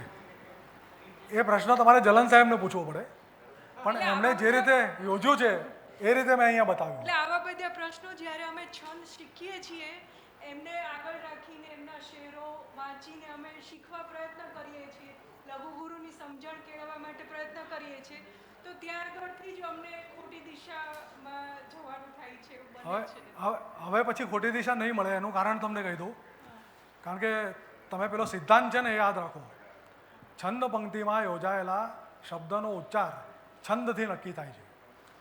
એટલે તમે આ શેર જ્યારે જલન સાહેબનો વાંચશો હવે ફરીથી, બરાબર, પહેલાં તો છંદ કયો છે એ તમને ખ્યાલ છે. એ છંદ પ્રમાણે જ્યારે તમે વાંચશો ત્યારે ઓટોમેટિકલી તમે કુરાન એમ કરીને જ વાંચશો. કારણ કે છંદ ખબર ન હોય જ્યારે ત્યારે તમે કોઈ પંક્તિ વાંચો અને તમે સમજવાનો પ્રયત્ન કરો કે આ કયો છંદ છે, ત્યારે બહુ તકલીફ પડે છે. એ તમારી વાત સાચી.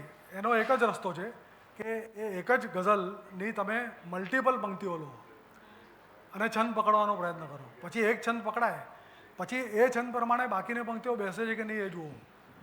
આ બહુ સહેલું નથી, આઈ એગ્રી વિથ યુ. એમાં અભ્યાસ જોઈએ. મારી દ્રષ્ટિએ આપે જે મદિરાની વાત કરી ને, આપ મદિરાનું વજન શું કરો? શું મદિરાનું વજન આપ શું કરો? મદિરા એટલે લલગા, શુદ્ધ વજન એનું લલગા થાય. મારી દ્રષ્ટિએ મદિરા હું કરું તો લગાગા જ કરું, કારણ કે હું બોલું છું મદિરા. દ પર જે ભાર આવે છે એ ગાનો જ ભાર છે. તમે ખોટું બોલો છો. તો કદાચ એવું હોઈ શકે.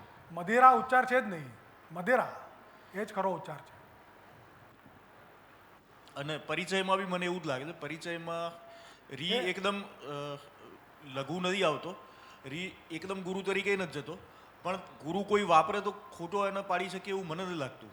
આપણી ગુજરાતીઓની આ જ તકલીફ છે કે જે આપણે લખીએ છીએ એ પ્રમાણે આપણે બોલતા નથી, બોલીએ છીએ એ પ્રમાણે લખતા નથી. પણ આ તો ઉચ્ચારનું શાસ્ત્ર છે ને, જનરલી આપણો જે ઉચ્ચાર છે ઉચ્ચાર પ્રમાણે આપણે જ કહીએ છીએ કે ઉચ્ચાર સાચો ઉચ્ચાર પરિચય છે, એમાં રી લઘુ છે. હવે કેટલાક લોકો ગુરુ બોલે છે એમાં કુણાલ કે વિવેક કંઈ ના કરી શકે.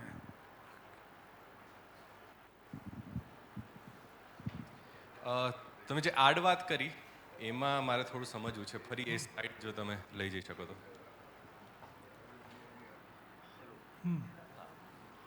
પહેલા 3 નિયમો ફારસી છંદોની આપણા પારંપરિક છંદોને પણ લાગુ પડે છે, તો એ કઈ રીતે એનું એક્ઝામ્પલ અથવા મેઇન તો બીજો નિયમ જે છે, બીજા નિયમ માટે પણ મારે વાત કરવી છે.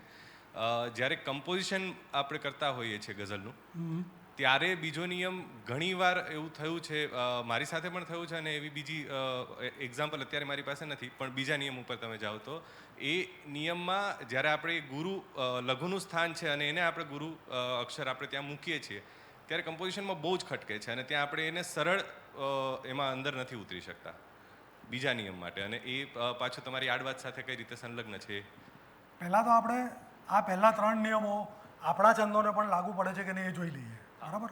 પહેલો નિયમ શું છે? સંવૃત્ત એટલે કે વ્યંજનાંત બૃહદ અક્ષરો છંદમાંના ગા સ્થાને જ મૂકી શકાય. હવે એ તો આપણો છંદ હોય કે ફારસી છંદ હોય એમાં કોઈ ફેર પડતો નથી.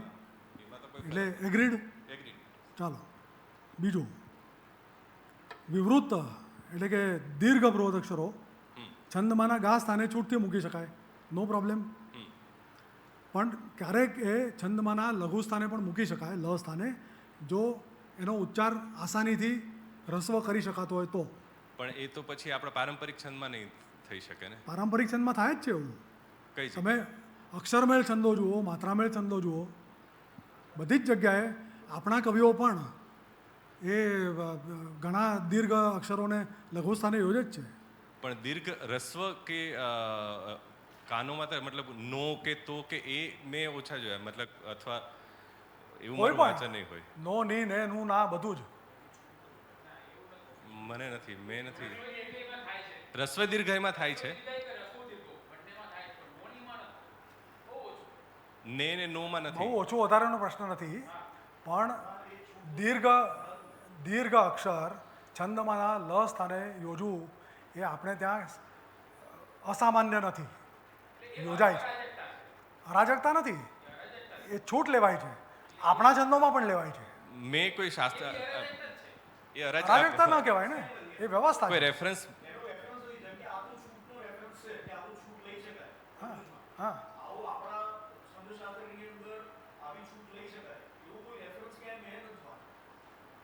આવું ક્યાંય લખેલું છે કે નહીં મને ખબર નથી, પણ રાજેન્દ્રભાઈ કદાચ કહી શકે આના પર કે આવી છૂટ કવિઓએ લીધેલી છે, ક્યાં ક્યાં લીધેલી છે, એમને કહી શકો? લીધી છે પણ આમનું કહેવું એમ છે, મેં એક વિધાન એવું કરેલું કે પહેલાં 3 જે નિયમો છે એ તો આપણા છંદો માટે પણ લાગુ પડે છે, માત્ર ફારસી નહીં. એમાં બીજો નિયમ એવો છે કે દીર્ઘ બૃહદ અક્ષર ક્યારેક જો ખટકો ના આવતો હોય તો છંદમાંના લ સ્થાને યોજી શકાય. તો આવી યોજના આપણા છંદોમાં પણ થાય જ છે, એટલે એ આપણા છંદોને પણ લાગુ પડે છે. દે આર કોન્ટેસ્ટિંગ ધેટ કે એવું નથી.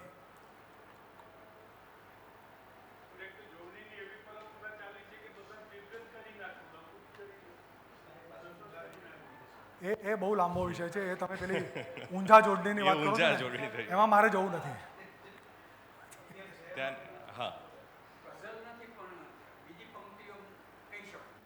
હા નંદલાલ નહીં રે આવું ને ઘેરે કામ છે. હા નંદલાલ નહીં રે આવું ને ઘેરે કામ છે, એમાં નહીં શબ્દ જે છે એ રસ્વવાળું છે. અને નહીં મેલું રે તારા ફળિયામાં પગ નહીં મેલું, નહીં મેલું રે એટલે ત્યાં હી છે એ અનેક ઉદાહરણો છે, મને અત્યારે યાદ નથી આવતા, પણ તમે વાંચજો.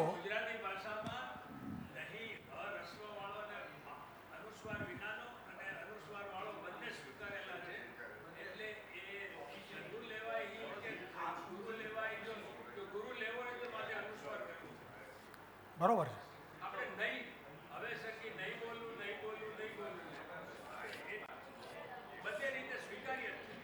જો ભાઈ આ આપણા છંદોમાં એ સ્વીકાર્ય છે એવું જવાહરભાઈ કહે છે.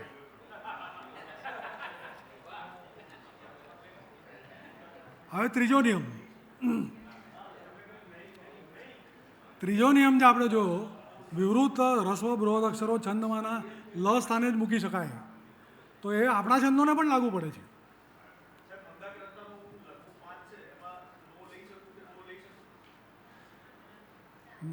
ના,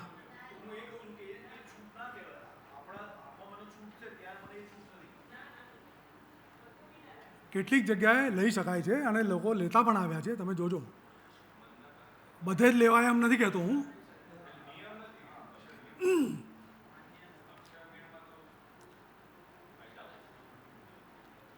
એટલે આ ત્રીજો નિયમ પણ આપણા છંદોને પણ લાગુ પડે છે.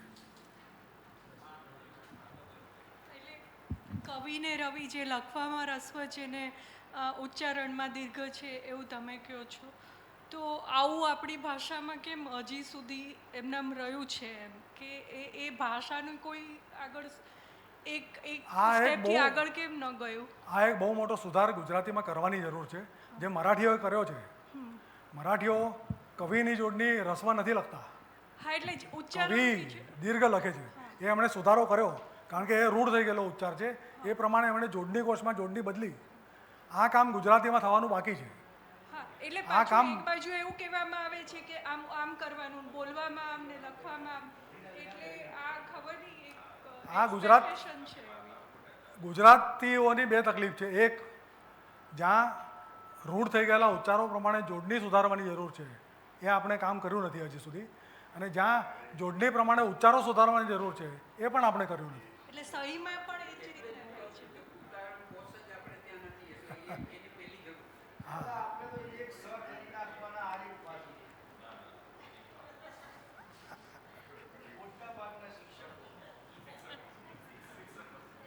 આ બધી ગુજરાતી ભાષાની કરુણતાઓ છે. આના માટે કોઈએ કંઈક કરવું પડશે. આમાં આ જે અત્યારે ચર્ચા ચાલે છે તો કેટલાક ગુરુ અક્ષરો ગુજરાતીમાં સ્વાભાવિક રીતે લઘુ તરીકે બોલી શકાય છે. હા, ખાસ કરીને એને શું કહેવાય છે, વિભક્તિના પ્રત્યયો છે મંદ. હા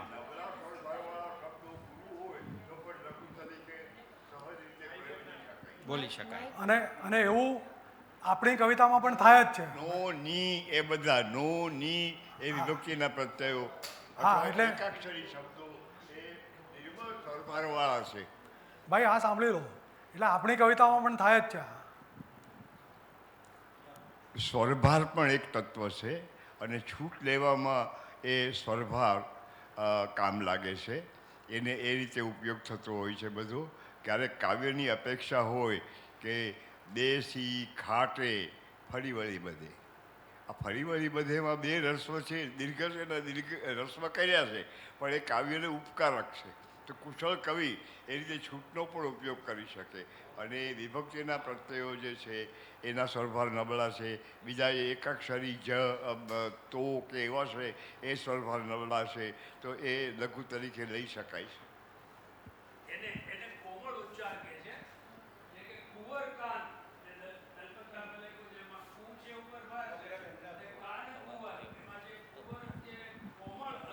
છે એને લઘુ લઈ શકાય છે.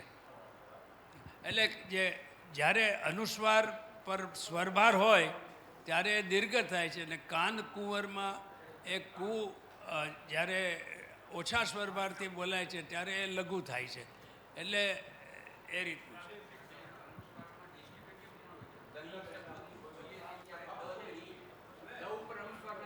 મારે બીજી એક વાત પણ મારે કરવી છે કે ઘણું તમે આમ ઝીણી બાબતો લઈને કાંત્યું છે.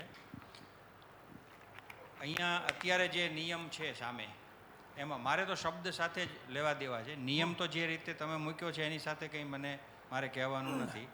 અહીંયા વિવૃત શબ્દનો ઉપયોગ કર્યો છે. હવે જો સ્વરાંત અને વ્યંજનાંત એવા શબ્દો એના બદલે વપરાય છે તો એની જગ્યાએ આ વિવૃત શબ્દ ન વાપરીએ તો ગુજરાતીના એક બીજા પ્રયોગ સાથે એની અથડામણ નિવારી શકાય. ગુજરાતીમાં આપણે વિવૃત ઉચ્ચાર માટે વાપરીએ છીએ. એ વાત મેં કરી. હા, એટલે અહીંયા જો આપણે આ સંજ્ઞાને બદલે સ્વરાંત સંજ્ઞાનો જ ઉપયોગ કર્યો હોય તો એ અથડામણ ટાળી શકાય. આટલું સૂચન છે. સૂચન નોંધ્યું.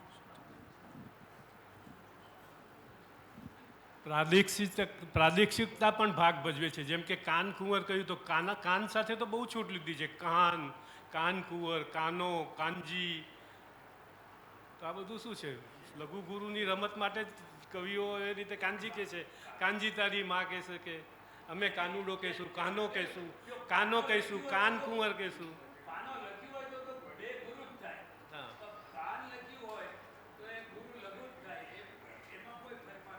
એટલે આ છૂટ લીધી છે. પ્રાદેશિકતામાં પણ આવું બધું જોવા મળે છે.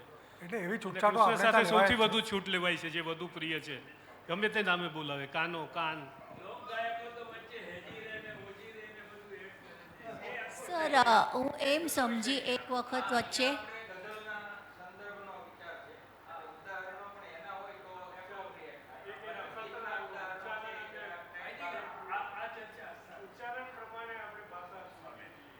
બરાબર.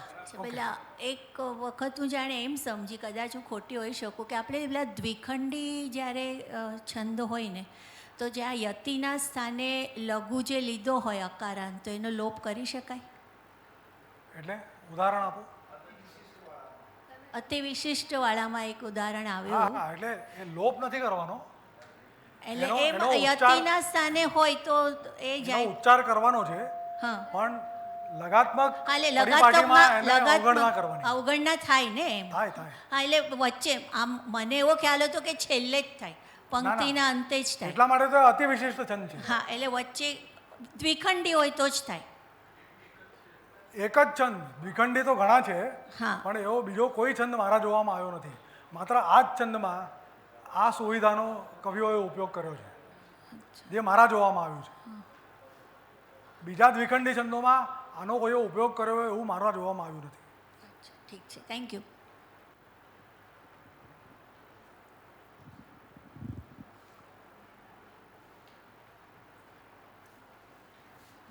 ઓકે, હું માનું છું કે પ્રશ્ન બીજા કોઈને પ્રશ્નો કોઈ હોય તો અનુકૂળતા છે, મોકળાશ છે, નહીં તો પછી કાર્યક્રમ આગળ વધારીએ. આગળ વધ્યા પછી તમે પૂછશો તો એ સારું નહીં લાગે, એટલા માટે હજી સમય છે તો આપ પૂછી શકો એમ છો. લિપિબેન, આપ કાર્યક્રમ આગળ વધારી શકો એમ છો. Thank you very much. અસહમતિનો પણ સ્વીકાર છે. કોઈને એવી હોય કે હું અહીં સહમત નથી તો કહી જ દો. વિચારોનું ભાથું જિજ્ઞાસા થકી જ સર્જાય છે. એટલે તમારા બધાના પ્રશ્નો માટે પહેલાં તો ખૂબ ખૂબ ધન્યવાદ. હજુ પણ જેટલો પણ સમય આપણી પાસે છે, કાર્યક્રમના અંત સુધી આ મોકળાશ રહેશે. જો કોઈના પણ મનમાં કોઈ પ્રશ્ન હોય તો આપણો શીર્ષક જ પરિસંવાદ છે, એટલે સંવાદ સદૈવ આવકાર્ય છે.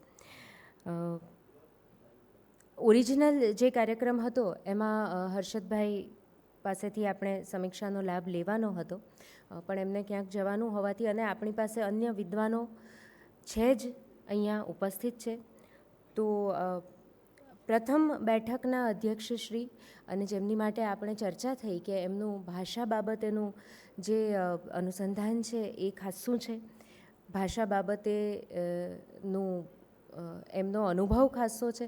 અને આ ચર્ચામાં પણ કદાચ મારી જેમ તમને બધાને લાગ્યું હશે કે જવાહરભાઈ સૌથી વધારે એક્ટિવલી પાર્ટિસિપેટ કરી રહ્યા હતા તમારા સૌના પ્રશ્નોનો જવાબ કે શંકાઓનું નિરાકરણ લાવવામાં. તો શ્રી જવાહર બક્ષી સાહેબને જ વિનંતી કરીશું કે સમીક્ષા અને તારણો બંને એકી સાથે રજૂ કરે.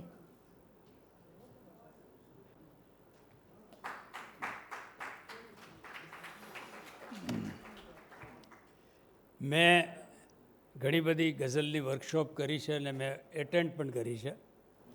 મારી એક માન્ચેસ્ટરમાં બહુભાષી જે LM સિંઘવીએ આપણા હાઈ કમિશનરે કરેલી, એમાં મારી એક વર્કશોપમાં અહેમદ ફરાઝે એમ કહેલું કે મેં બક્ષી સાહેબ કી વર્કશોપ મેં જાઉંગા. 2 વર્કશોપ હતી, તો એ મારે માટે એક બહુ મહત્ત્વની વાત છે.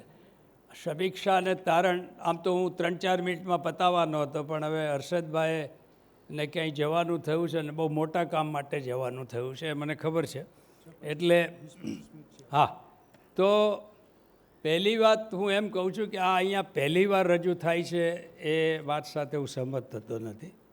આ સિદ્ધાંતો અને એની વિશદ ચર્ચાઓ આની પહેલાં પણ થયેલી છે અને પુસ્તક રૂપે પણ ઉપલબ્ધ છે. એટલે એક એ વાત છે. બીજું કે જે ચર્ચા હતી કે છંદો બધી જ જગ્યાએ આખી દુનિયામાં ઉચ્ચાર પ્રધાન છે, એટલે જ્યાં ઉચ્ચાર છે ત્યાં ઉચ્ચાર ભેદ છે, ત્યાં એ લઘુગુરુનો ભેદ પણ રહેવાનો જ છે. આપણે સ્વીકારીને જ ચાલવાનું છે. ઘણીવાર તમે જેમ કે અમુક 3 માત્રાનું એક પાઠક સાહેબે કર્યું છે, આપણે ત્યાં એમ નથી, પણ જો મારે ડંખ શબ્દની તીવ્રતા કરવી હોય તો હું ડંખ એમ બોલું તો એ પઠનમાં આવરી લેવાય, પણ જ્યારે તમે છંદનું માપ કરવા જાઓ ત્યારે તો એ ડંખ એટલે ગુરુ લઘુ જ એ રીતે થાય. મને સૌથી વધારે જે અહીંયા ઉણપ લાગી એ છે કે ફારસી જે ગણો જે છે રૂકન ને એના અરકાન થયા, એ લોકોની એક વિશિષ્ટ લઈને છંદ છે. એટલે એ અરકાનોની સાથે જો આ લઘુગુરુની ચર્ચા થઈ હતી તો વધારે સમૃદ્ધ થતે એવું મારું માનવું છે. અને હવે જ્યારે પુસ્તક રૂપે કરે ત્યારે અરકાન સાથે કરે, કેમ કે એ જે એ આપણે આગળ વાત હવે તો વિસ્તારથી કરી શકાય એમ છે. પણ અમે જે શૂન્યબાઈ પાસથી શીખતા હતા, વાત એમ હતી કે જમિયત પંડ્યાનું બહુ સમૃદ્ધ ત્યારે ગણાતું ગઝલનું છંદશાસ્ત્ર 3-4 વાર વાંચી ગયેલો અને ઘણી બારી ગઝલોની તકતી એની પ્રમાણે કરતા હતા. ત્યારે શૂન્યબાઈએ કહ્યું કે એની સમજ થોડી કાચી છે અને એમાં જે 2 ગણ છે, મુસ્તફિલુન મુસ્તફિલુન મુસ્તફિલન મુસ્તફિલમ, જ્યાં જ્યાં નજર મારી ઠરે યાદી ભરી ત્યાં આપની. એટલે ગાગા લગાના 4 આવર્તન અથવા તો મુસ્તફિલુનના 4 આવર્તન. હવે એવું જ બીજું છે મુતફાઇલુન મુતફાઇલુન મુતફાઇલુન. હવે એ લલગાગા છે, બરાબર છે. તો એ જો તમે ભેદ ન કરો તો બંને છંદ એક જ થઈ જાય. એટલે દિવસો જુદાઈના ને જ્યાં જ્યાં નજર મારી ઠરે એ બંને છંદોમાં કોઈ ફરક ના રહે. એટલે જે 2 લઘુ જુદા જાળવવાના છે, ન ધરા સુધી, ન ગગન સુધી, નહીં ઉન્નતિ, ન પતન સુધી. અહીં આપણે તો જવું હતું ફક્ત એક. હવે ફક્ત એક છે એ સંધિ સમાસ કર્યો. હેમંત દોરડા એને સ્વીકારતા નથી, હું સ્વીકારું છું. ફક્ત એક મેકના મન સુધી. તો આ જે ગણ રચના છે, એટલે આણે જે વિશિષ્ટ જે છંદો કયા એ કોઈ વિશિષ્ટ નથી, ખૂબ જ વપરાયેલા છંદો છે. પણ કેમ કે એણે આ ફારસી છંદોને આવૃત્ત વિભાગમાં લીધા છે, એ આવૃત્ત વિભાગમાં તો 4-5 અરકાનો જ છે. ફૌલુન ફૌલુન ફૌલુન લગાગા છે, મફાઇલુન મફાઇલુન મફાઇલુન મફાઇલુન, ગુજારે જે સિરે તારે જગતનો નાથ તે થાય છે, અથવા ક્ષણોને તોડવા બેસું તો વર્ષોના વર્ષ લાગે. એવા થોડાક જ છે, બાકી મોટાભાગના એ મિશ્ર છંદો જ છે. એટલે એ એક વાત છે. બાકી જે એમણે બીજી બધી વાતો કરી એ ઘણી બધી જ પહેલી છે.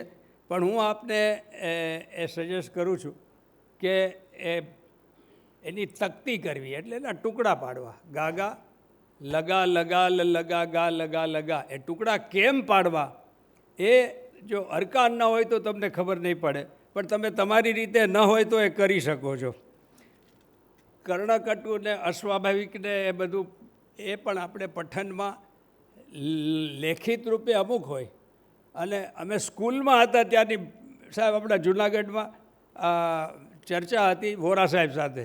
અસત્યો માહેથી પ્રભુ પરમ સત્ય તું લઈ જા. નાના લાલે અસદોમાં સદગમય, સતમાંથી અસતમાંથી સત લઈ જા. હવે શિખરણીમાં યતિનો જે અસત્યો માહેથી, તમે સ્વાભાવિક પઠન જો શિખરણીનું કરો તો અસત્યો માહેથી પ્રભુ પરમ સત એ તું લઈ જા.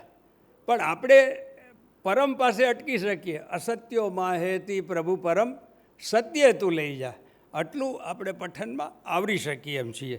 એટલે યતિભંગનો એનો પોતાનું એક મહત્ત્વ છે, એમાં હું પેલું કરું છું. પણ એમણે જે 7 નિયમો કર્યા એ ખરેખર બહુ મહેનત કરીને કર્યા છે. અને એ જે બધી છૂટછાટો છે એણે આવરી લીધી છે. જે ગુરુ લઘુ તરીકે વપરાય GL, ને જે લઘુ ગુરુ તરીકે વપરાય LG, V એટલે વધારાનો, એ બધા સાથે હું સમજ છું. અને જે બોલચાલની ભાષાની વાત છે એમાં એ છે કે સમય છે એ સમય એક લઘુને, કેમ કે ઉર્દુ ભાષામાં 3 કે ફારસી કે એમાં 3 લઘુનો કોઈ કોન્સેપ્ટ જ નથી. એટલે તમે શિખરણીમાં સમય, વિષય, પ્રણય 3 લઘુ લઈ શકો. પણ અહીંયા કેમ કે સ બોલીને પછી મય સાથે બોલાય છે એટલે લઘુગુરુ જ લેવાય છે. એ વાત એમની સાચી છે.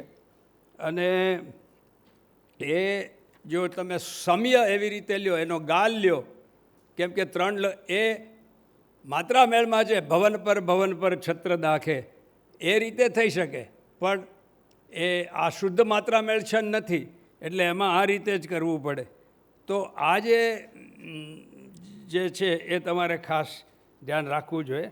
એની જે સ્વાભાવિક પઠન રીતિની સાપેક્ષતા એની સાથે હું સહમત થાઉં છું અને ટૂંકા ઉચ્ચારણની સ્વાભાવિકતા સાપેક્ષ છે ને એ બધી વાત પણ સાચી છે. અને હેમંત ધોરડાના શેરની એણે જે આખી વાત કરી, છંદનું આકલન અને ઘટક વિભક્તિકરણ છે એ સચોટ છે કે કેમ એની ખાતરી કરવી એ બે પંક્તિઓ સાથે લઈને જ કરવી પડે. એ જ્યારે બોલતા હતા ત્યારે હર્ષ બ્રહ્મભટ્ટે મને ગઝલ હો જાએ સંભળાવી, તો એનો જે બીજો શેર છે એમાં ગયા પથ્થર, એટલે 3 ગુરુ જ છે, ચોથો ગુરુ નથી. એટલે હો જાએ જે છે એ ઉર્દુમાં જાય એમ બોલાય છે, જેમ આપણે સ્વરભારની રાજેન્દ્ર સાહેબે વાત કરી. તો એ જાય એટલે એ ઓલરેડી બોલચાલમાં લઘુમાં છે, પણ માનો કે કોઈ ગાયક ગાય તો એ થાય. એટલે મેં પાઠક સાહેબના મેં જે 13 એપિસોડ્સ કરેલા છંદના, એમાં મેં પાઠક સાહેબ સાથે એક વિરોધનો સૂર પુરાયેલો કે એમની સંગીતની એ કલ્પના બરાબર નથી. સંગીતમાં તો આલાપતાંત પ્રમાણે તમે ગમે તેટલા લઈ શકો, એટલે એનો પેલો નથી. અને આ જો તમે આને આવૃત્ત મેળ ન ગણો તો આ છંદો કોઈ વિશિષ્ટ નથી. એ બહુ ખૂબ જ વપરાયેલા છે મારી ઘણી બધી ગઝલો. હવે આજે અહીંયા બીજું કે અરબી કે ફારસી ભાષામાં યતિનો કોઈ કોન્સેપ્ટ નથી. મારે હેમંત સાથે પણ ખૂબ કલાકો વાત થઈ છે. જે થાય છે શું થાય છે કે જે 2 અરકાન છૂટા પડે છે, બે ગણ છૂટા પડે છે, મફૂલ ફાઇલાત, મફાઇલ ફાઇલુન. હવે તમે અબકડઈ પ્રમાણે લખો તો ગાગા લગા લગા લગા ગા લગા લગા, પણ એ છૂટા એટલા માટે પાડવા માંડે છે કે એક ફાઇલાતના તનો લ છે અને બીજો મફાઇલનો લ છે, એટલા માટે છૂટા પાડવાના છે. દિવસો જુદા જાયમાં તમે વલયો એ લઘુ ગુરુ લઈ શકો, એ હું માનું છું. પણ જે પરંપરા છે એમાં એમ છે કે એક રસ્વ ઈ કે રસ્વ ઉ હોય એનો તમે ઉચ્ચાર દીર્ઘ કરી અને જે પરિચયની વાત કરી કે મદિરાની વાત કરી, એમાં એ પરંપરા પ્રમાણે એ પરિચય છે એ લગાગા લઈ શકાય છે અને મદિરા છે એ પણ લગાગા લઈ શકાય છે. એટલે એ રીતે છે. અને જે બીજી વાત એ છે કે જે એક છંદનો આત્મા હોય છે, લગા લગા લગા લગા લગા લગા લગા લગા, એનું જે એક આવર્તન છે, ન ગમ કશું તો બસ્ત કા, ન બુદ કા, ન હસ્ત કા, ન વાદાએ અલસ્ત કા, ઉમ્મીદ ઓર यास गुम हवास गुम कयास गुम नज़र के आस पास गुम हमा बजुज गलास गुम न मैं कुछ कमी रहे कदस से हमदमी रहे नशिस्त ये ज़मी रहे यही हमा हमी रहे वो राग छेड़ मुत्रिबा तरफ फ़ज़ा अलम रुबा असर सदाए सास का जिगर में आग हो लगा अभी न रोक साकिया पिलाए जा अभी तो मैं जवान हूँ अभी तो मैं जवान हूँ. અને બીજું કે એ જે છંદ છે, હવે તમે જુઓ કે મફૂલ ફાઇલાત મફાઇલ ફાઇલુન, ગાગા લગા લગા લગા ગા લગા લગા, એમાં પહેલાં 2 ગુરુનો તમે પાછળ લઈ જાઓ તો એ મફાઇલુન ફૈલાતુન મફાઇલન ફૂલુન, દશે દિશાઓ સ્વયં આસપાસ ચાલે છે, શરૂ થયો નથી તો પણ પ્રવાસ ચાલે છે.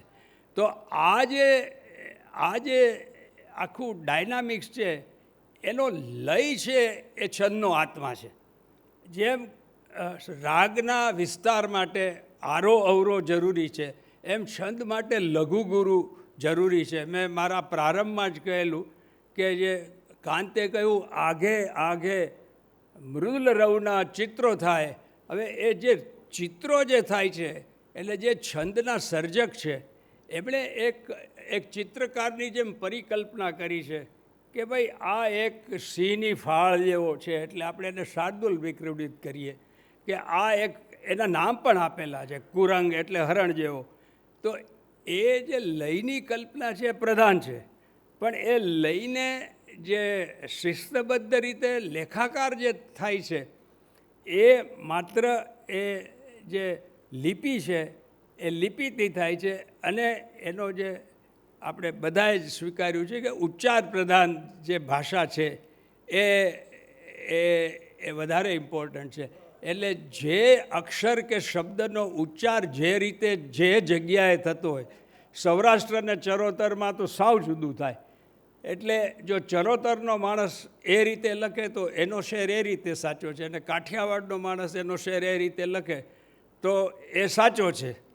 પછી એણે ભાષા કઈ વાપરવી એ એની ઉપર આધાર છે. અને બીજી વાત એ છે કે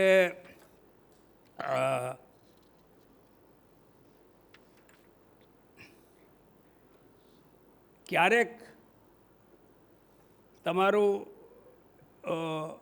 એક મજબૂરી હોય છે કે ભાઈ મારે આ કરવું એ મજબૂરી છે, એટલે હું છંદ તોડીને પણ આ શબ્દ બદલવાનો નથી. એ કવિની અનિવાર્યતા હોય છે, પણ એ પણ એટલી બધી છૂટ ન હોવી જોઈએ કે ખરેખર એ છંદનો આત્મા તૂટી જાય. તો પછી એણે પર્યાય બાહુલ્યનો વિચાર કરવો જોઈએ કે આની બદલે હું કયો. એક તમને મરીઝ સાથેના મારા અનેક સંસ્મરણો છે અને મને અનેક લોકોએ લખવાનું કહ્યું પણ હું એ લખતો નથી. પણ એક મરીઝનો મને એક બહુ ગમતો શેર છે કે એ ન કહે તું ગાલ લગા લગા લગા, આ છંદેમાં લીધો છે, ગાલ લગા લગા લગા ગાલ લગા લગા લગા. એ ન કહે તું ક્યાં નથી, લે હું કહું તું ત્યાં નથી, મારી સમજમાં કાં નથી, મારી સમજમાં આવતું. આમાં રી બંને જગ્યાએ લઘુ લીધો છે. હવે એણે મને શેર સંભળાવ્યો. મરીઝના ઘણા બધા શેરનો હું પહેલો શ્રોતા હતો. તો એણે એક શેર સંભળાવ્યો કે કોશિશની કોઈ ભાવના પ્રેમ જગતમાં લાવના. મને શેર ખૂબ જ ગમે છે. તમે બધા પ્રેમ કરતા હો કે ન કરતા હો, પણ આ શેર ખિસ્સામાં રાખવા જેવો છે કે કોશિશની કોઈ ભાવના પ્રેમ જગતમાં લાવના, આવી શકાય આવના, આવી જવાય આવતું. હવે કોશિશ, મેં એને કહ્યું કે મરીઝ જો ભાવના અને આ બધા સંસ્કૃતના તત્સમ શબ્દો તું લાવ્યો છે, અને કોશિશમાં અહીંયા છંદ પણ તૂટે છે, અને આ નાતની બહારનો શબ્દ છે. તો હું એમ સજેસ્ટ કરું છું કે યત્નની કોઈ ભાવના પ્રેમ જગતમાં લાવના, આવી શકાય આવના, આવી જવાય તો પરફેક્ટ.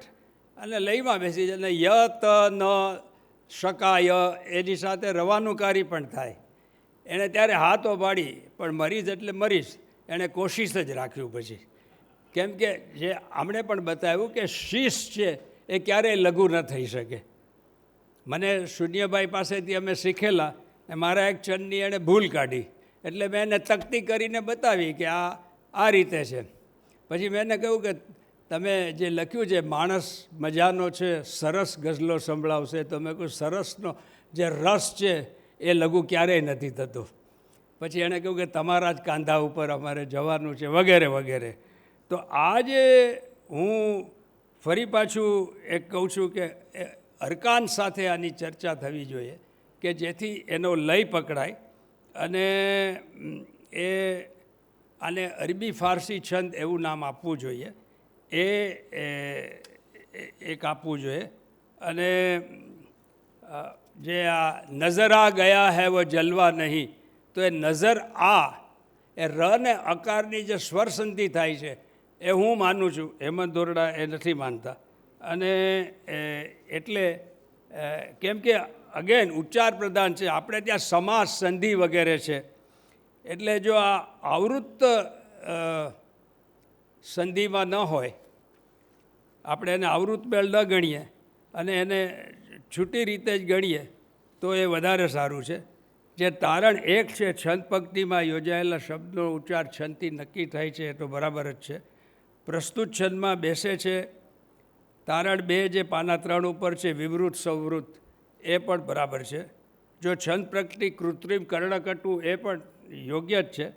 અને 7 નિયમો છે તમારે વારે વારે, મેં એટલે જ રિપીટ કરાયું, ભલે રેકોર્ડિંગ થતું હોય પણ, કે એનો આ ફારસી છંદનો પ્રાણ છે. જેમ મેં પ્રારંભમાં કહેલું કે તમારે બહુ ટૂંકા, ભાઈ મિત્ર વાત નહીં કરો, સાંભળો, જો ટૂંકા રીતે સમજવું હોય તો એમ સમજો કે જ્યાં લઘુ છે ત્યાં લઘુ આવવો જ જોઈએ. બાકી માત્રા મેળની જેમ એક ગુરુ કે બે લઘુ તમે લઈ શકો. ઘર શબ્દ છે એ ફારસીમાં કોઈ રીતે બે લઘુ રીતે છંદમાં ન વપરાય, પણ તમારે ખાલી ઘર વાપરવું હોય તો તમે એ કેવી રીતે વાપરો? એટલે એ બધા પ્રશ્નો તમારે પોતે તમારી રીતે સોલ્વ કરવાના છે. કેમ કે આપણે છંદ ગુજરાતીમાં લખીએ છીએ, ગઝલ ગુજરાતી લખીએ છીએ, પણ ઘર શબ્દ છે એ ગુરુ તરીકે લેવાય છે. એટલે એ જે આખી વાત છે, અને મેં કહ્યું તેમ 2 થી વધુ લઘુ છે નહીં. એટલે તમારે એટલી બધી શિખરડી ને એ બધા છંદોની એ માવજત કરવાની જરૂર નથી. જે આટલા પ્રાવધાન પછી છૂટછાટની આવશ્યકતાની ચર્ચા નથી, એ વાત સાથે હું સંમત થાઉં છું. પણ જે બેને જે દાખલો લીધો એ પરંપરા છે કે 2 અથવા 3 ગુરુના શબ્દ પછી જે છેલ્લો ગુરુ આવતો હોય, જે રાજેન્દ્રભાઈએ પણ કહ્યું કે એનો સ્વરભાર ઓછો પડે છે, એટલે શ્રદ્ધાનો વિષય છે નો એટલા માટે લીધો છે કે 2 ગુરુ પછીનો ત્રીજો ગુરુ છે. એવી રીતે ત્રીજા ગુરુ પછીનો જે ચોથો ગુરુ આવે એ પણ પરંપરા પ્રમાણે એને લઘુ લઈ શકાય છે. હવે અમુક રીતે છે, જેમ કે મારો એક શેર છે કે હું હવે લઘુ ગુરુની વાત કરું છું કે કશે પહોંચવાનો ક્યાં પ્રયાસ ચાલે છે, કશે પહોંચવાનો ક્યાં મંજિલ જેવું કાંઈ છે જ નહીં, બકવાસ જ છે બધું, આપણામાંથી આપણામાં જ જવાનું છે. એટલે કશે પહોંચવાનો ક્યાં પ્રયાસ ચાલે છે, અહીં ગતિ જ છે વૈભવ, વિલાસ ચાલે છે. હવે અહીંયા જે મેં તીને લઘુ લીધો એ આખા ગતિના વિલાસ માટે અહીં ગતિ જ છે વૈભવ, વિલાસ ચાલે છે. એટલે આ લખતી વખતે આ હું છંદની જ વાતો કરું છું. બીજા એના જે ઉચ્ચાર છે, એના સંગીત કે એ બધાની વાત નથી કરતો. પણ તમે કવિ છો, તમારી સ્વતંત્રતા છે, પણ છંદનો આત્મા જળવાય એટલી છૂટ લઈ શકાય. અને જ્યારે અનિવાર્ય હોય ત્યારે તમે એકાદ પણ છંદ સિદ્ધ કર્યા પછી તોડો તો જ એ સાચું પડે. પણ અગેન તારી ગેરહાજરીમાં એમ કહું કે આ પહેલી વાર જ બધા નિયમો એકસાથે આવ્યા એવું નથી. મેં પોતે વર્કશોપ લીધેલી છે જેમાં બધા નિયમો રાખ્યા છે. મેં એવી એટેન્ડ પણ કરી છે કે જેમાં બધા નિયમો છે, પણ જુદી રીતે આવ્યા. જે બૃહદ અક્ષરની જે પરિકલ્પના છે એનો એ સાદો અર્થ એ જ છે કે અક્ષર તમે ગુરુ બોલો છો તો ગુરુ જ લેવાય. પછી એને અક ને સર જુદા પાડીને એને બૃહદ અક્ષર નામ આપો તો એ સરસ છે. એક જણ બોલ્યું કે કાગનો વાઘ કરવો જમતી વખતે, એ કાગનો વાઘ છે એ બરાબર છે કે વાત નાની છે, પણ જ્યારે પણ કોઈ શાસ્ત્રીય વાત આવે ત્યારે એને વ્યવસ્થિત રીતે રજૂ કરવી એ બહુ મહત્ત્વનું છે.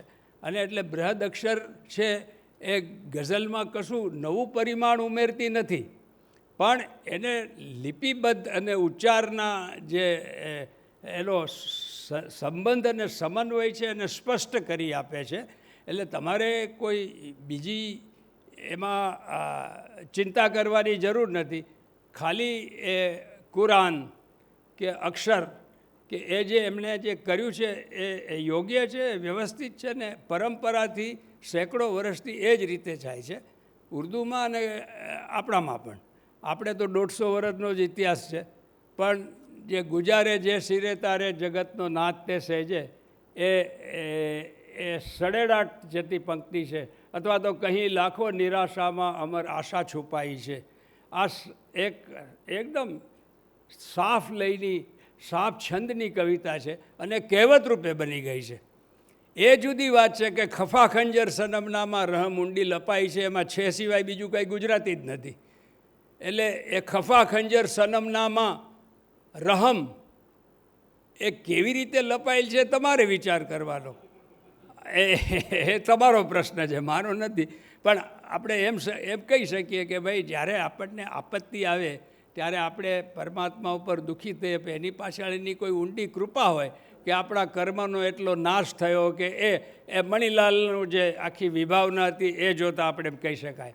એવી જ રીતે કલાપીની જ્યાં જ્યાં નજર મારી ઠરે યાદી ભરી ત્યાં આપની, એમાં કાફિયા તૂટે છે. આખો આંસુમયી આપની યાદી જરે છે આપની, એટલે રદીપ જળવાય છે પણ કાફિયા તૂટે છે, પણ એનો છંદ સાફ છે. તો એ લોકોએ ક્યાંથી એ છંદ લીધો? ક્યાંક લખાયેલું હશે તો ત્યાંથી જ લીધો ને. એટલે મેં નસીમ સાહેબનો એકવાર એનો સંગ્રહ પણ મેં જોયેલો છે. અને પારસી લોકોએ પણ અમે નરસિંહ મહેતાના વંશજ છીએ. મહેતામાંથી બક્ષીતા એનું મૂળ કારણ એ છે કે 7 પેઢી પહેલાં મારા કાનજી તાપીદાસ મહેતા જે વડીલ હતા એ ફારસીના મોટા વિદ્વાન હતા અને રિટાયર થયા ત્યારે અમને વાડા સીબડી ગ્રાસનો ગરાસ મળ્યો અને બક્ષીનું ટાઇટલ મળ્યું. તો એટલે ત્યારે એ ફારસી એટલે આ 7 પેઢી એટલે તમે 30 વર્ષ લે કે 200 વર્ષ ગણો. તો એ રીતે આપણે ત્યાં ખેડાણ થયેલું જ છે. અને ઇવન જે ભવાઈ થતી, ભલાજી ભેદ પૂછા ખબ અબે તું સબત સુદ મહેબૂબ, તો એ લોકો જે લોકો છંદ ભણ્યા નથી એ લોકો પણ એ જાળવતા. અને જે નાટકની જે ગઝલો, જે શૈદા યુગ અને કલાપી યુગની વચ્ચેનો જે આખો ગાળો છે એમાં કેમ કે એ લોકો સમક્ષ રજૂ કરવાની ગઝલ છે એટલે એક સરખા દિવસ સુખના કોઈના જાતા નથી. એ પછી તમે સુખ બે લઘુ લ્યો કે ગુરુ લ્યો પણ ઓડિયન્સ તો તાલી પાડવાનું જ છે. બસ, જય હો.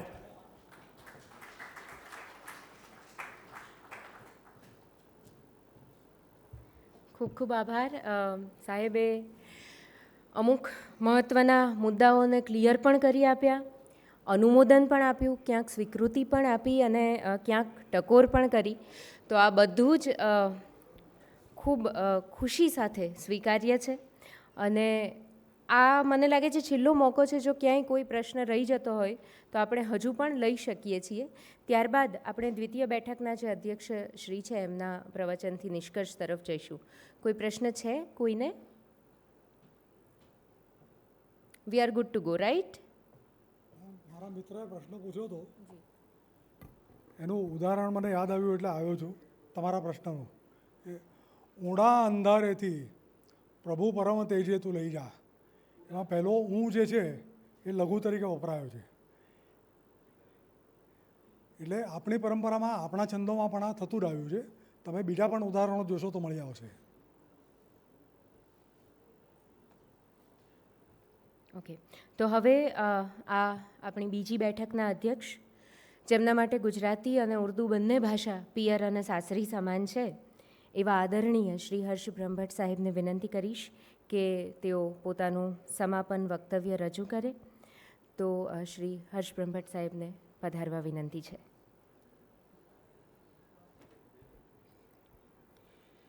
ઘણી બધી ચર્ચાઓ થઈ ગઈ અને આખી વાતને આપણે એ રીતે જોવી જોઈએ કે આ દિશામાં કંઈક કામ થયું છે.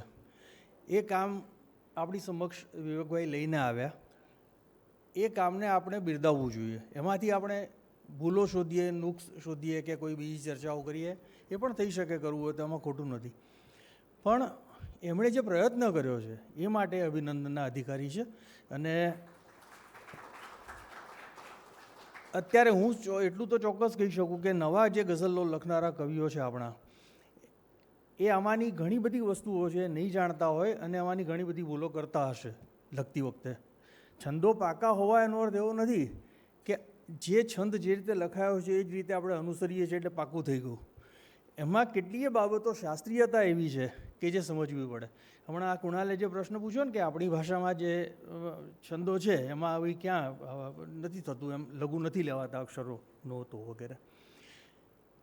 ત્યાં તમે જો અભ્યાસ કરશો તો ખ્યાલ આવશે કે ભાઈ મંદાક્રાંતાનો ઉપયોગ થયો હોય કે શિખરીણીનો ઉપયોગ થયો, શિખરીણી હોય કે યમન સબલગા તરીકે, તો યમાં આપણે ત્યાં એ આખી મુખ્યની પંક્તિ છે યમાતા રાજભાન સલગા, અને એમાંથી તમે ય માતા, ય એટલે મ એટલે માતારા, એમાં નક્કી કરેલી વસ્તુઓ છે આ જ રીતે.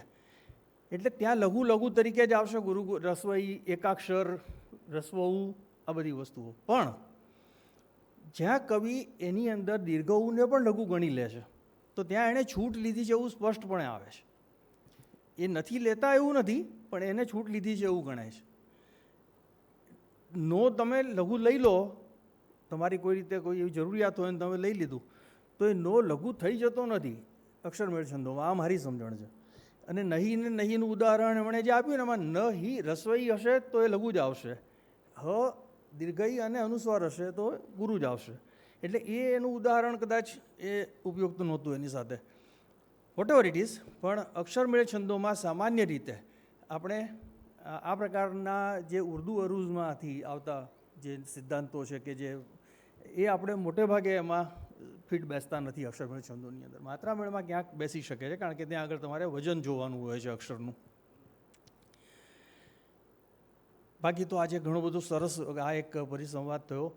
અને હજી આની અંદર બીજા તત્વો ઉમેરીને આપણે વધારે એક મોટા પાયા ઉપર આખી વાત ઊભી લઈ જઈ શકીએ. અને એક એમનો એ આખો પ્રયાસ છે ને એનું કેન્દ્રબિંદુ એ છે કે આપણી ભાષાના જે છંદો છે એનું પોતાનું એક વ્યાકરણ અથવા એક પોતાનું છંદો વિધાન હોવું જોઈએ. એ સંપૂર્ણપણે ઉર્દુ અરૂઝના છંદો ઉપર, અરબી ઉર્દુ અરૂઝના છંદો ઉપર આધારિત ના હોવું જોઈએ.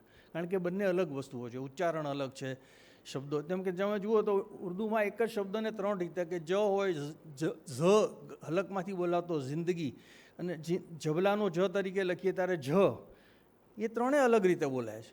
હવે ને તમે અહીંયા આપણે ત્યાં એનું રિલેવન્સ જ નથી આપણી ભાષામાં. તો આ બધી બાબતોને પણ એની અંદર સાંકળી નહીં શકાય. આપણે જો બધી ફિટ બેસાડાઈ જઈએ ટૂંકમાં 1 to 1 મોલ્ડમાં તો એવું નહીં થઈ શકે. તો એક પ્રયાસ છે આ એમની રીતે, અને એમણે સરસ કામ કર્યું છે. અને હું તો કહું એમનું આ પુસ્તક આવે ત્યારે બધા વાંચવું જોઈએ, અને વાંચીને એમાંથી આપણે શું જોઈ શકીએ છીએ, એમાંથી કદાચ નવી દિશાઓ પણ ખુલે, નવી ચર્ચાઓ થઈ શકે, નવા વિષયો ઉપર કામ થઈ શકે, એ પણ થાય. તો આપ બધા અહીંયા આવ્યા આજે એ માટે સરસ તમારો બધાનો આભાર. અને કહેવા માટે તો એટલી બધી વસ્તુ હોય કે આપણે બોલે રાખીએ, પણ હવે એનો કોઈ અર્થ નથી હોતો.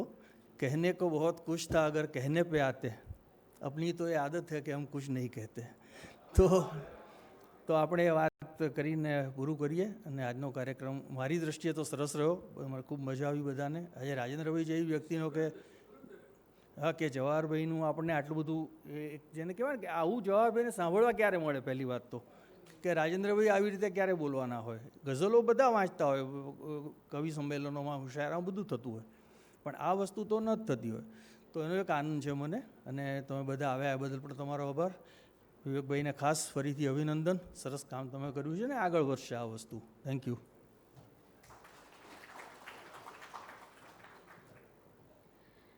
હર્ષભાઈએ આભાર માનવાની શરૂઆત તો કરી જ દીધી, પણ એ કાર્યને પૂર્ણ હું કરવા માગું છું. સૌથી પહેલાં તો ગુજરાત વિશ્વકોશ ટ્રસ્ટનો આભાર માનવો જ રહ્યો, કારણ કે ગઝલ વિશેનું ચિંતન, આવા બધા તાંત્રિક વિષયો પર સંવાદો ગોઠવવા એ આમ જુઓ તો ટ્રસ્ટની પોલિસીમાં નથી નોર્મલી. તેમ છતાં ગઝલની સેવામાં અને આપણા સૌના વ્યાપક હિતમાં રહીને આ કાર્યક્રમ યોજવાનો નિર્ણય લીધો. એ માટે ગુજરાત વિશ્વકોશ ટ્રસ્ટના ડૉક્ટર કુમારપાળ દેસાઈ અને શ્રી નીતિન શુક્લા બંનેનો આભાર માનીએ છીએ. ટ્રસ્ટના વ્યવસ્થાપકો, કર્મચારીઓ જેમણે આજે આપણને સહકાર આપ્યો, એમનો પણ ખૂબ ખૂબ આભાર. સહઆયોજક તરીકે જોડાઈને ઓમ કમ્યુનિકેશને આપણી સગવડમાં ખૂબ વધારો કર્યો છે. અને મનીષભાઈ આ પ્રકારના જ્યારે પણ સાહિત્યને લગતા કાર્યક્રમો હોય ત્યારે સ્વેચ્છાએ એમાં સહકાર આપવા માટે તત્પર હોય જ છે. તો એમની આ તત્પરતાનો આપણે સૌએ આભાર માનવો રહ્યો. મનીષ પાઠકનો આભાર.